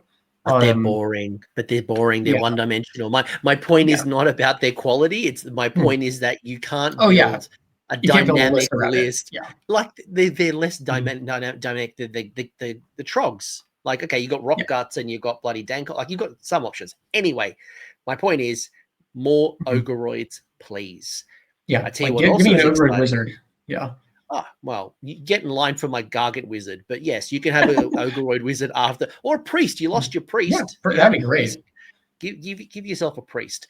But what I will give you, folks, is something that I'm so excited about. It is the return of Legion of the First Prince. Now, this is one that I was spewing that we lost, because this was the one I'm like, 40k people who are thinking about crossing over, who have their demons of chaos, want an army to come over to Age of Sigmar. This is the perfect getting started, but we lost it. Now it's back, baby. So what is the Legion of the First Prince? It is an army of renown. If you pick the Legion of the First Prince, your army uses these rules instead of everything we just talked about. So all of this stuff is new. This is your thing. You get a bunch of rules. All of your army must be drawn from a very specific list. The list is Be'lakor, Demon Prince, Eternus, Varangard, Chaos Sorcerer Lord, Chaos Legionaries, Chaos Furies, Centurion Marshal, and Bloodletters, Blood Crushers, Screamers. So Khorne will get the Bloodletters and Blood Crushers. Tzeentch can have the Screamers of Tzeentch and the Flamers of Tzeentch. Nurgle is your Plague Bearers and your Beasts of Nurgle. And then Slaanesh is your Hellflayers and Fiends. So you can take all of these demons and have a nice little party. But it is basically, they are the options you can pick for that Legion of the First Prince. Yeah, and I do want to call out that the war scrolls for those, they're very similar to the ones from their source books. There's a couple of minor tweaks, like the Flamers, they don't interact with burning because you don't have that battle trait, but they do something similar. So yeah, good, really good call out. So you'll notice that I've called it LOTFP. It's Legion of the First Prince Blood Letter. When you compare them, they are basically the same. But yes, Chris, good call out. There's a couple of things where there's interactions that don't make sense that have been slightly tweaked. But the feel of a blood letter is a blood letter. Like what it does in Khorne, it basically does here. So what do we get? What do we get for the trade? So we get the first Damned Prince. It's a passive ability. While a friendly Be'lakor is within the combat range of any friendly non-hero Legion of the First Prince units, that Be'lakor has a ward of 4 up. In addition, each time you make a successful ward roll for a friendly Be'lakor, add 1 damage point to the friendly non-hero Legion of the First Prince demon unit. It's a bodyguard, basically. All right. Yeah. And, I do want to point out with that one something from the roster that is missing, which is there's no Horrors of Tzeentch on that list. And I painted up a bunch of like Shadow Legion horrors for when I was running the previous incarnation of Legion of the First Prince. But I'm quite okay with them not being on this list because that would be grotesque. Yeah, because was Blood Crushers on that list as well? Like, because it has Blood changed, Crushers right? Like, yeah, because because in the past it was all like the old battle line. Like you'd have your demonettes, porras, bloodletters, and plague bearers. Yeah, so the third edition book version of it was just the lesser demons like that. The second edition version of it was anything with a demon keyword, which is why you would see people running around with like Verminlord Corruptors, and because those are demons. Or my personal favorite, Kairos and the Boom Thirster. That was very gross. Yes, I remember playing that. I played that. It was like so much fun on TTS. It was just like the Super Friends. Yeah, I got the Boom Thirster painted up in the Shadow Legion colors and everything, like like the white and kind of like the Shaw from like World of Warcraft, but just I have a lot of that stuff painted up. I'm okay for the health of the game that you can't do that anymore. But yeah, so just don't worry about this going into like horrors. It's not going to do that. They're not going to respawn infinitely. But I do want to talk about something with that after we've gone through the rest of the traits. Cool. All right. Good call. Well, good. So, basically, first Den Prince, got yourself a Be'lakor. You're getting a bodyguard through demons. Great. Demonic Reinforcement. Once per turn, army, any movement phase, 1 command point. Pick a friendly non-hero Legion of the First Prince, demon, infantry, or cavalry unit that has been destroyed to be the target. Set up a replacement unit with half the number of models from the target unit, rounding up, wholly within 12 inches of a friendly Be'lakor, and more than 9 inches from all enemy units. There's 2 other rules, and then we'll get to the heroic traits and stuff. But I'll get Chris to respond after I go through the other 2 rules. Okay, You've got the Storm of Blackened Blades. So once per battle in the combat phase, pick a friendly Eternus that is in combat, and up to 2 friendly non-hero, non-demon Legion of the First Prince units wholly within 12 inches of Eternus to be the target. Add 1 to the attack characteristic of that target's melee weapons for the rest of the turn.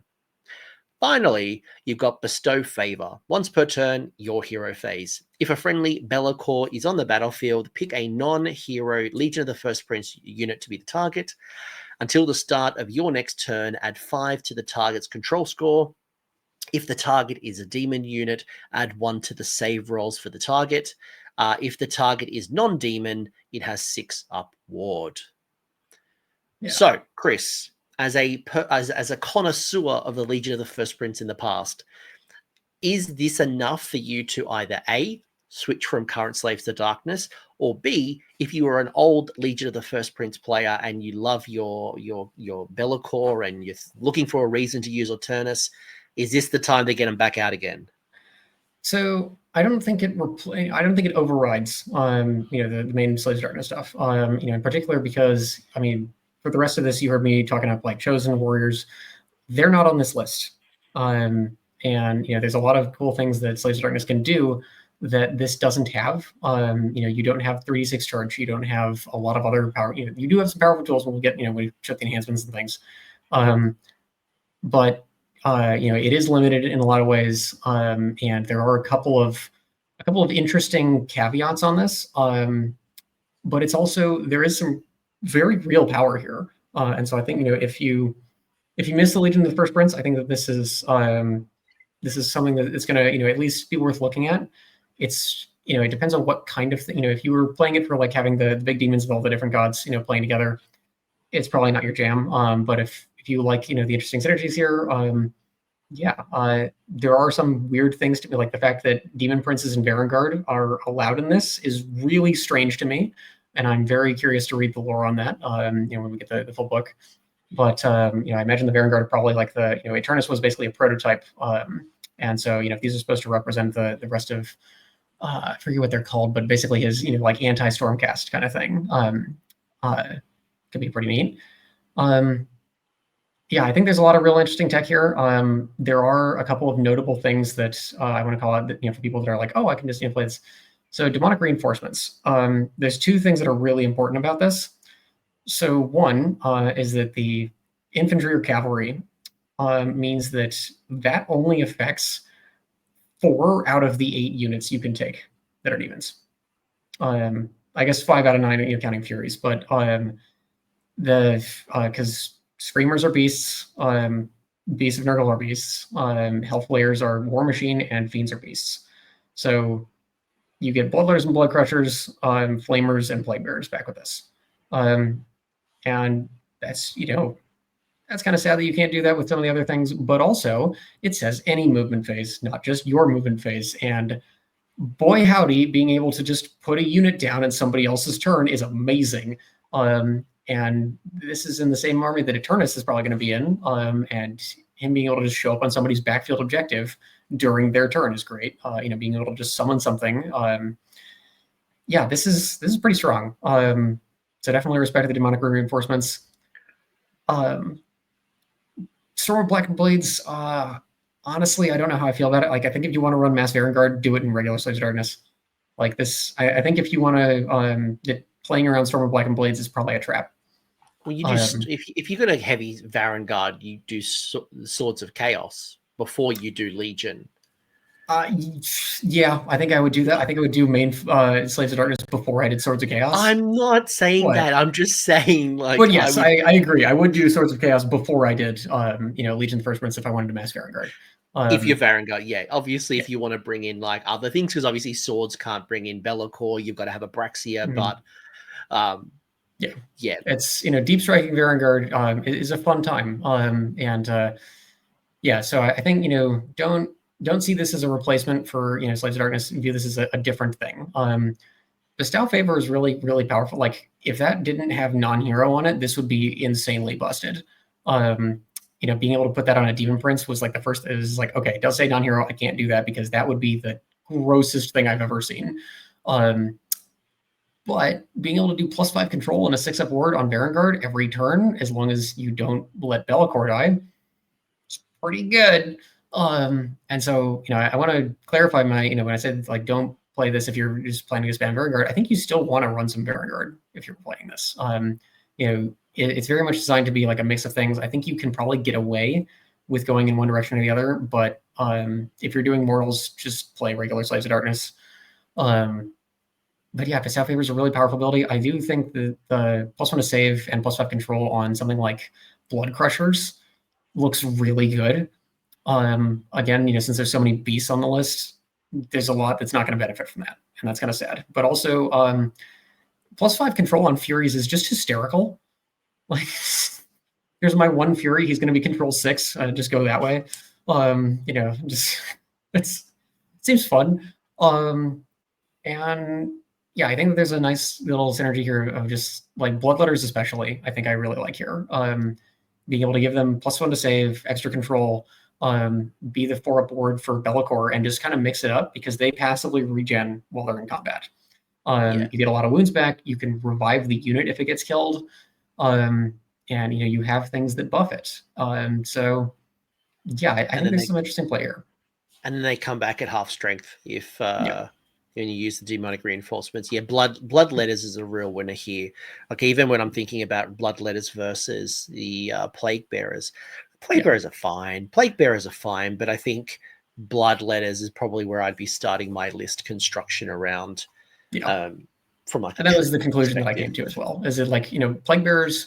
The things that they do, it's like they want to stand in the way, they want to be a wall. It's like, okay, but Bloodletters do that pretty well. They hit a lot better, and they also, like, they're going to regen. Honestly, I think they're going to be more durable than Plague Bearers in a lot of cases in this kind of list. In this list, yeah. Yeah, and if you need a cheap demon unit to go, like, do stuff, Furies are amazing. Like, Furies are one of my favorite units. And a list like this actually has cheap enough units that you don't have to play the awful Tetris puzzle that is Slaves of Darkness list construction, and can actually fit things in. So I'd also have a reinforced unit of Flamers too. So yeah, Yeah, I agree. It sounds At like we least basically one. built the same list. Yeah. Like you could go two, and again they both benefit from the demonic reinforcements. But yeah, I'd have at least one unit of reinforced flamers. By the way, this is not all. There's extra rules here. Whoop, Oh yeah, we should show them the real spicy thing. Yeah. yeah. So like yes, you've lost the spell lore, you've lost your command traits, you've lost your artifacts that we've just talked about, and obviously no banners. But what you do get is you get a specific Legion of the First Prince heroic trait, artifact, 2 spell laws, and manifestation. I'm going to ignore the manifestation because, yes, you don't get the other 2, but you can break this completely and just go to any of the other universals like Morbid, like Kronspine. So Twilight basically Sorcery, you're ignore playing that. Bellicor. Yeah. And yeah, So. like, why would you restrict yourself to one manifestation when you can just go get other ones that are better? Anyway, so just yeah. Heroic traits. So your one and only Dread Marshal. Any charge phase, pick up to 3 friendly units wholly within 12 inches of this unit to be the target. Add 1 to charge rolls for that target until the rest of the turn. Simple and good. Simple and good, yeah. Artifact is the Black Ritual Dagger. Once per turn, it is a reaction to you declare a spell ability for a friendly unit wholly within 12 inches of this unit. Allocate 1 damage point to this unit. Then you can reroll casting for the casting roll. Yeah, which honestly, that artifact is so good. There's been so many games that I've I've really struggled because I miss a key in feeble or like casting a manifestation or something. I'm just like, oh god, I needed to not roll like a 4 right now. And being able to reroll that's so nice. And since Enfeeble is on Bellicor's worst roll, you still have it. Plus one charge is good, but the reroll casting is, I think, why you probably want to try and fit in a Centaurian Marshal or a Sorcerer Lord. Yeah, because I was going to say, because you've got Eternus and Bellicor, your 2 unique heroes that can't take it. The only heroes that could take it would be the Centaurian Marshal or... Oh, no, the Chaos Sorcerer Lord. You got the Chaos Sorcerer Lord, the Demon Prince, and this is... Yeah, it's because, like, I'm looking at the list, and it's not like heroes, then troops. Like, it's all mixed together. Like, oh... Good artifact. Like it. I like it a lot. The 2 spells that you get, though, is you've got Dark Cantrip and then Shroud in Darkness. A Dark Cantrip is casting value 6. Pick a friendly Legion of the First Prince Wizard to cast the spell, then pick 3 visible enemy units within 18 to be the targets. Roll your 2d6. The effect is inflict 1 mortal damage on each target. And then the Shroud of Darkness. I love this spell. That sounds right. I was just double checking. Yeah. Like I just brought the PDF up, so I'm like, that sounds really underwhelming. Inflict 1 mortal damage on each target. I'm like, and it's 3 targets though. Yeah, I know it's like 3 damage. I'm like, great. Anyway, unlimited spell. Yeah, it's, it is what it is. I know. Like, anyway, the Shroud of Darkness, yes. So pick a friendly Legion of the First Prince Wizard to cast the spell. Pick a visible friendly Legion of the First Prince unit that is not in combat and is wholly within 12 inches of them to be the target. Then write your roll. The target can move d6 inches. It cannot end the move in combat. In addition, until the start of your next turn, the target is not visible to enemy units while they are more than 12 inches away. Wow. Yeah. So I have a lot to say about this spell. First off, I love this spell. And the fact that it's a anti-shooting defense ability that you can use magical intervention to actually cast during your opponent's turn if they're going first actually gives you a way to like keep Bellicor from getting shot off the table by the one guy that brought 80 Sentinels, right? So that's already strong. Anything that gives you extra movement, especially if you're running like a bunch of infantry kind of stuff, can be very powerful. Like if you're playing limited resources, if your opponent is taking their turn and you're like, and I scoot onto this objective, so now you have to take more to get control more. But I didn't take it on my turn, so I don't have to worry about that. It's always great. And I specifically want to call it. It says not visible. It doesn't say you can't be targeted by shooting attack. It says not visible, which means that you can't do all the like offensive spells. Like Kairos can't say no commands. From long range. And especially funny is that if you're in the mirror match, the other Be'lakor can't Dark Master them because Dark Master requires visibility. So Legion of the First Prince is the proper way to win the Be'lakor off. So obviously, like if there's like an area of effect ability, let's say Stormcast Comet, for example, it comes down, yeah, it's going to do damage in that example. But anytime an ability or a spell, for example, says pick a visible enemy unit, boom, you're not visible, so you're not eligible. Go away, Be'lakor. Don't Be'lakor me. Yeah, it doesn't do too much against like Huracan Temple because they're 12 inches anyway, but there's so many things that this is actually very strong against. Like there's a shocking number of things that visibility actually protects you from. Things like the what is it? The Nurgle spell that like puts disease on you and then they spread it and all that stuff. Being able to say it's like no, you can't get away with that. Kairos is no commands thing. Like there's just a lot of abilities that not being visible means they can't do it. And so it's an amazing spell. It also might mean people who do want to do it, let's say, for example, long strikes, they've got to put a little bit more skin in the game because now they've got to be within 12 to target you. So unfortunately, it means Be'lakor is very hard to kill. That's Legion of the First Prince. I mean, it's very specific, right? Like if you love your warriors, you love your Theridans, you love, other things, this is clearly not for you. But if you're someone who's like, right, I want to be able to mix it up a little bit. I'd love to bring in some of my demons. I played certain demon armies, or maybe I'm 40K and I want to bring over Be'lakor and some friends. This definitely works in your favor. Is this stronger than your traditional battle traits? No. Is it better than Swords of Chaos? Probably. Is it better than the Dark Oath one? Well, they don't cross paths, but yes. Yeah, just it is by far the best of the the Armies of Renown available to Slaves Darkness. And that's unfortunate. That's a very low bar, but this is a thing that I am going to play test with this. Because I think there's some sauce here. I've got I have a bunch of demons. I have like all of Chaos painted at this point. And so I do want to come back around something I said I wanted to come back and talk about very early on, the Centaurian Marshal. So the reason that I think that it's misprinted and it's supposed to be non-hero demon or Chaos Legionaries is because of this Army of Renown. As the being able to chain activate into the demons makes sense. And also if you can actually chain into any non-hero demon non-demon, or Chaos Legionaries thing, and it doesn't say non-hero, chaining into heroes is kind of gross. And especially, like giving them extra hits and stuff like that's, there's not a lot of things that can do that. Like Khorne has a couple things that can do that, but it's very rare. So I do think that probably the Centaurian Marshal is supposed to say non-hero demon or Chaos Legionaries.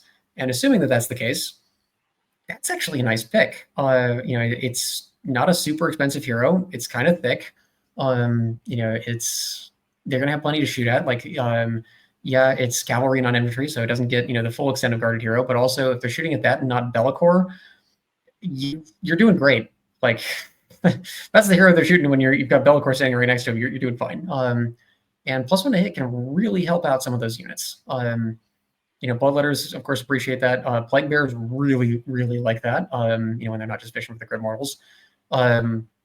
It's just solid. And being able to chain activate can be very helpful. So yeah. I'm gonna ask you a wild question. I'm just bringing up the Centaurian Master War Scroll just to double check that it's not a writing error from me.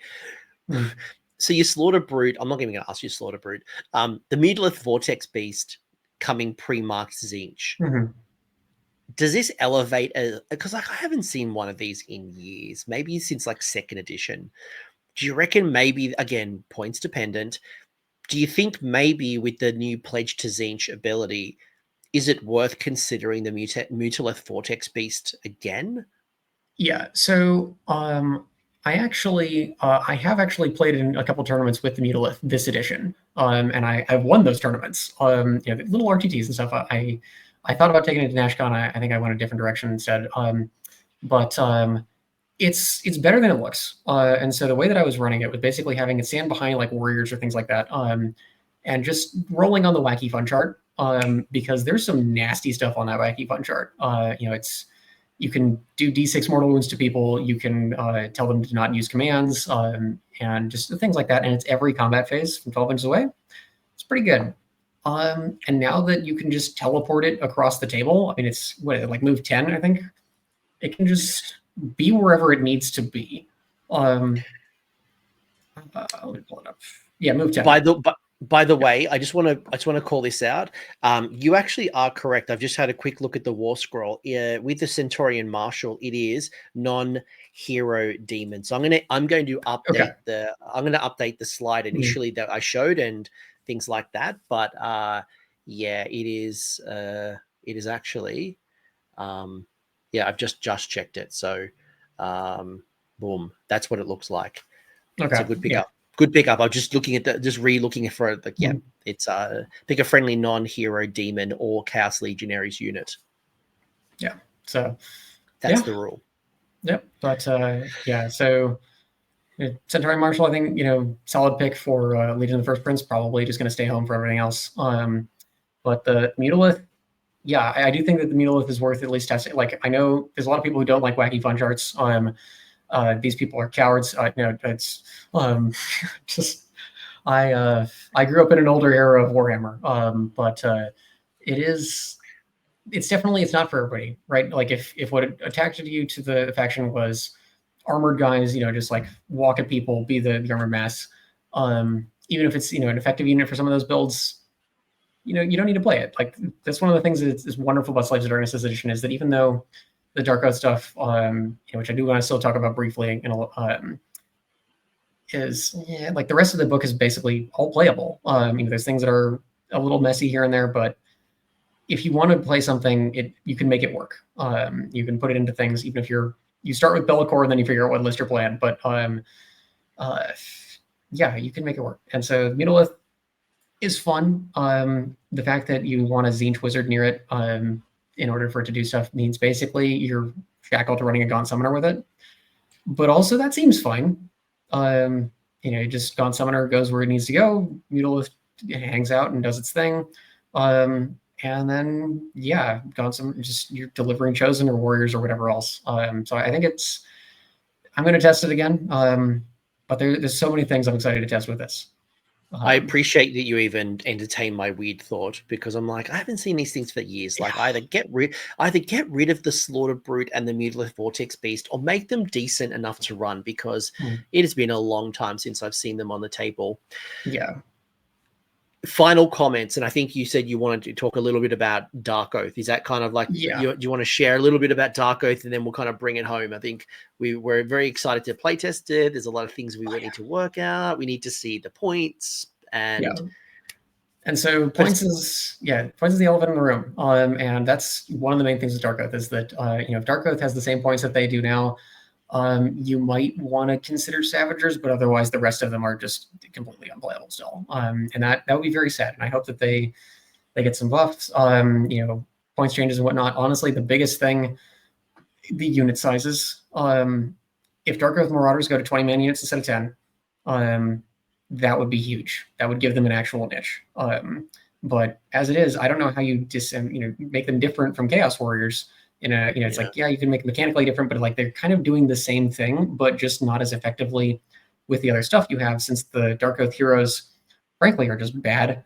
They're like the points that they would need to be to feel effective would be concerning points, to the point where, if like a Dark Oath Chieftain is 70 points, the meta is running like 40 of them. Right. Yeah. And I don't want to live in that world. But I also don't want to live in the world where they're pointed the same as an Exalted Champion, which is nuts. So yeah, like I'm still kind of sad about that. But with the marks, I think that they're at least more playable. The fact that they can take the Ensorcelled Banners finally, because they couldn't do that in the previous book.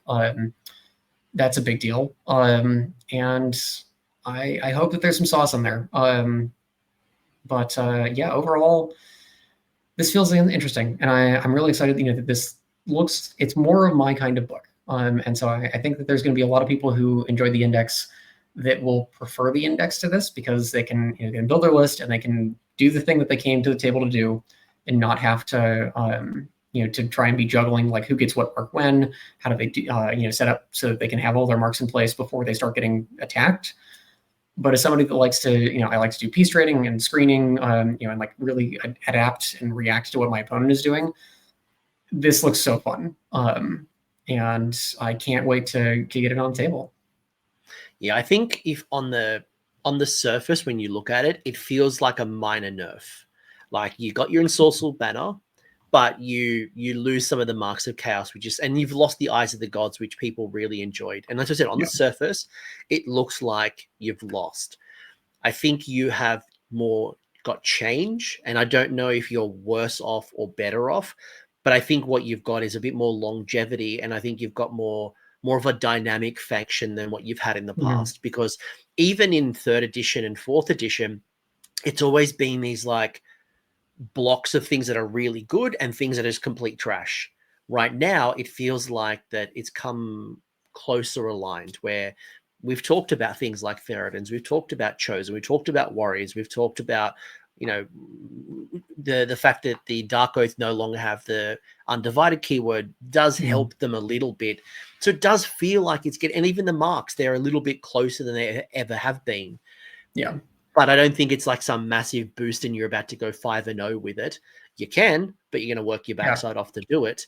But I think ultimately we need to see the points and the pitch battle profiles and what those earlier riders are going to be to ensure that we've got the right lay of the land. But I think people who are currently doing well will continue to do well.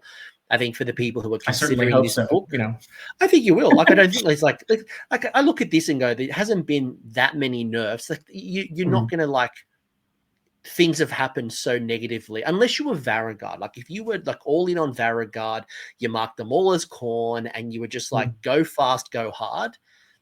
You're probably the only people who are feeling like you got smacked in the crotch. Yeah. But, if you were 12 Varigard and 5 Knights, now your Knights are also Zangor Enlightened, and that's real nice. So, yeah, I think that, it's definitely, like I said, it's going to be an adjustment for some people. Honestly, it's going to be an adjustment for everybody, myself included. But I think that it's not quite as easy of a faction to start. If you're new to AoS, if you're new to like armies that have to play, with the small number of very elite things, it's going to be a little trickier. But I think it's also going to be more rewarding, because you have more options, you have a greater depth of tools available to you, and not quite as much cookie cutter things. Because like the last couple editions, Slaves of Darkness has had a lot of lists that like the old Archaon list was like, all right, here's Archaon and his support, and then I have like 400 points to play with after I'm done with that. I mentioned that the way I describe Slaves of Darkness list building this edition is that it is a giant sliding tile puzzle. You have these big blocks of things that are a lot of points, and if you're 10 points over, you basically have to lose like a 400-point unit to be able to find something, because there's no little thing to take away. I'm very glad that Raptorix exist, because they're great, and I love them, honestly. They replaced Fell Riders for me completely. Yeah, it's hard to find the tiny little points, and I think that some of the changes here, in some ways, it's going to double down on that, because you want a big block to be able to mark early, so you can get the value out of your battle trait. But also, some of the smaller units can still do stuff because of the marks. Like a unit of 10 Chaos Warriors is way more threatening when they can potentially teleport or get an extra attack. And then they're like, cool, we're tagging this objective. Suddenly, our Chaos Warriors have 4 attacks each. That's amazing. So I think that it's going to help some of the weird units there. Furies being able to potentially 3d6 charge is actually really, really good. To just say, it's like, hey, that's a nice, like Iron Jaws army you have there, or like, here's enemy with Varigard or something. I'm going to charge you, and if I roll that 3 up, you basically don't go anywhere on your turn. So there's a lot of cool stuff you can do with the little units now. But I think you've proved my point.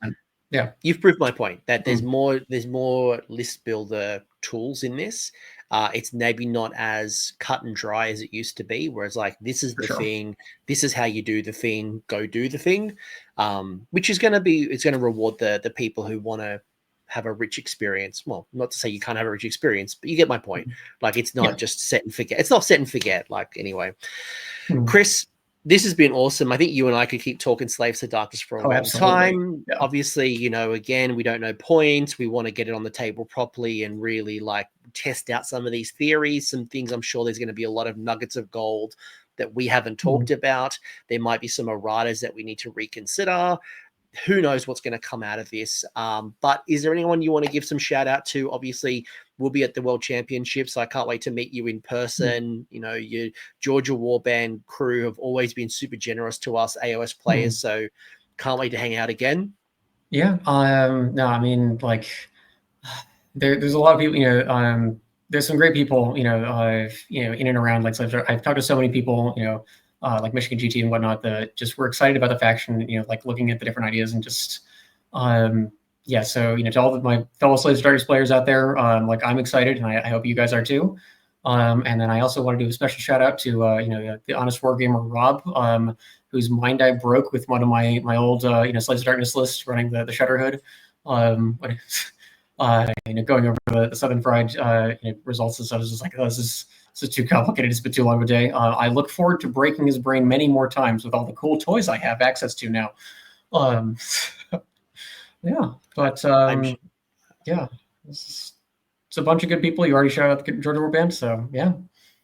I'm sure you will break a lot of people's minds, and I think it shows you as well, just to test and try things out, and don't just always copy internet lists, because we all have a style and we all have different ways of looking outside the box. Yeah, and like that's something that, you know, I do really want to stress about the takes that I've had here, is that I play Slaves to Darkness in a very different way from a lot of people who play Slave in the same faction. You know, that there are a lot of people who want to, you know, and this sounds more dismissive than I intended to be. You know, that they want to push the W key, they want to walk forward and do the thing, and that's fine. And you can build lists that do that. That's not how I build lists. And this coming book looks like it's better for the style that I'm doing than for that style. But the most important thing that I want to stress is you should play the list that you know how to play and that you want to play, and not, you know, if I'm doing the best with the faction and I'm playing something weird and it doesn't drive with you, play something else. You know, it's you're going to enjoy and you're going to do the best with a list that you enjoy and that is your style. And I think that this new book actually supports a really wide variety of styles. So have fun, your happiness. And yep, you've nailed it. Like, people have preferences. That, you know, some people really like large hordes, small hordes, fast armies, being aggressive, being counter attack. Some people love to rely on magic. Some people don't like the roll of the dice and have as much certainty as possible. We all have preferences and things that we bring to the table. So lovely little way to wrap us up, Chris. But if people want to chat to you, where can they find you? Are you on Twitter at all? Or I know you're on Instagram. So yeah, so I am technically on Instagram. You know, I do intend to post more photos, you know, as I go through my collection and actually properly photograph things. And that's at indecisive.painter on Twitter. Or not Twitter, sorry, on Instagram. And then I'm on Discord. I think I'm in your Discord, but I don't check it too much. And I'm definitely, you know, Georgia Warband guys. So yeah, if people have questions, you know, probably they can find me through some Discord somewhere. And yeah, we'll find you go to a tournament. Yeah. We'll find you somewhere at the tournament scene. And by the way, I'm playing with my little Warp 5. I'm just playing around with this. Warp 5 minis in the USA, Element Games UK, and Gap Games in Australia. You want to help out the channel, come help us out. And Chris has raised a really good point. Come chat with us on Discord. I've got an awesome Slaves to Darkness community. If you want to talk about this book and unpack it and disagree with some of the things that we've said, maybe there's some things some combinations and some synergies that we have missed. You know, high tide lifts or boats, come join us, come have a chat, and we all learn together, and we can sense check and chat and all that good stuff. But Chris, thank you for your time. Everyone, I hope you enjoyed this preview. I hope you felt that you've gained a few things. I hope, you know, we've given you enough tools in the toolbox. But again, till that pitch battle profile comes out, we don't know. Archaon could be 3 points for all we know. It could be 1,000,000 points. Well, who knows? Who knows? Like, it could be unit size 5. That'd be amazing. You know, maybe Archaon is not No, I was gonna say, no, I can't say that. I Yeah. was gonna say he's not unique. Like, no, we clearly know that. Like, Yeah. but you get my point. Like, let's see Mhm. the full lay of the land when the pitch battle profile comes out. It Mhm. should be out just as this book is on shelf. So, in the next week or two from this release, you should be seeing it on Warhammer Community. You'll know when it's up. All right, I'm gonna go have lunch, Chris. You're a legend. Thank you, and we will all chat again soon. Bye Yeah. now. See you soon. Thanks for hanging around until the end. I hope you enjoyed that video and you walked away with a few new ideas. Now, if you did, I would love it if you pressed like on the video, as well as left me a comment with your thoughts. The conversation will continue over on Discord, and the link is down below in the episode description. I also want to give a massive shout out to the AoS Coach patrons and YouTube members who are supporting the channel and the growth that you're seeing here. So cheers, you are all bloody legends. And until next time, don't roll a double one on a spellcast.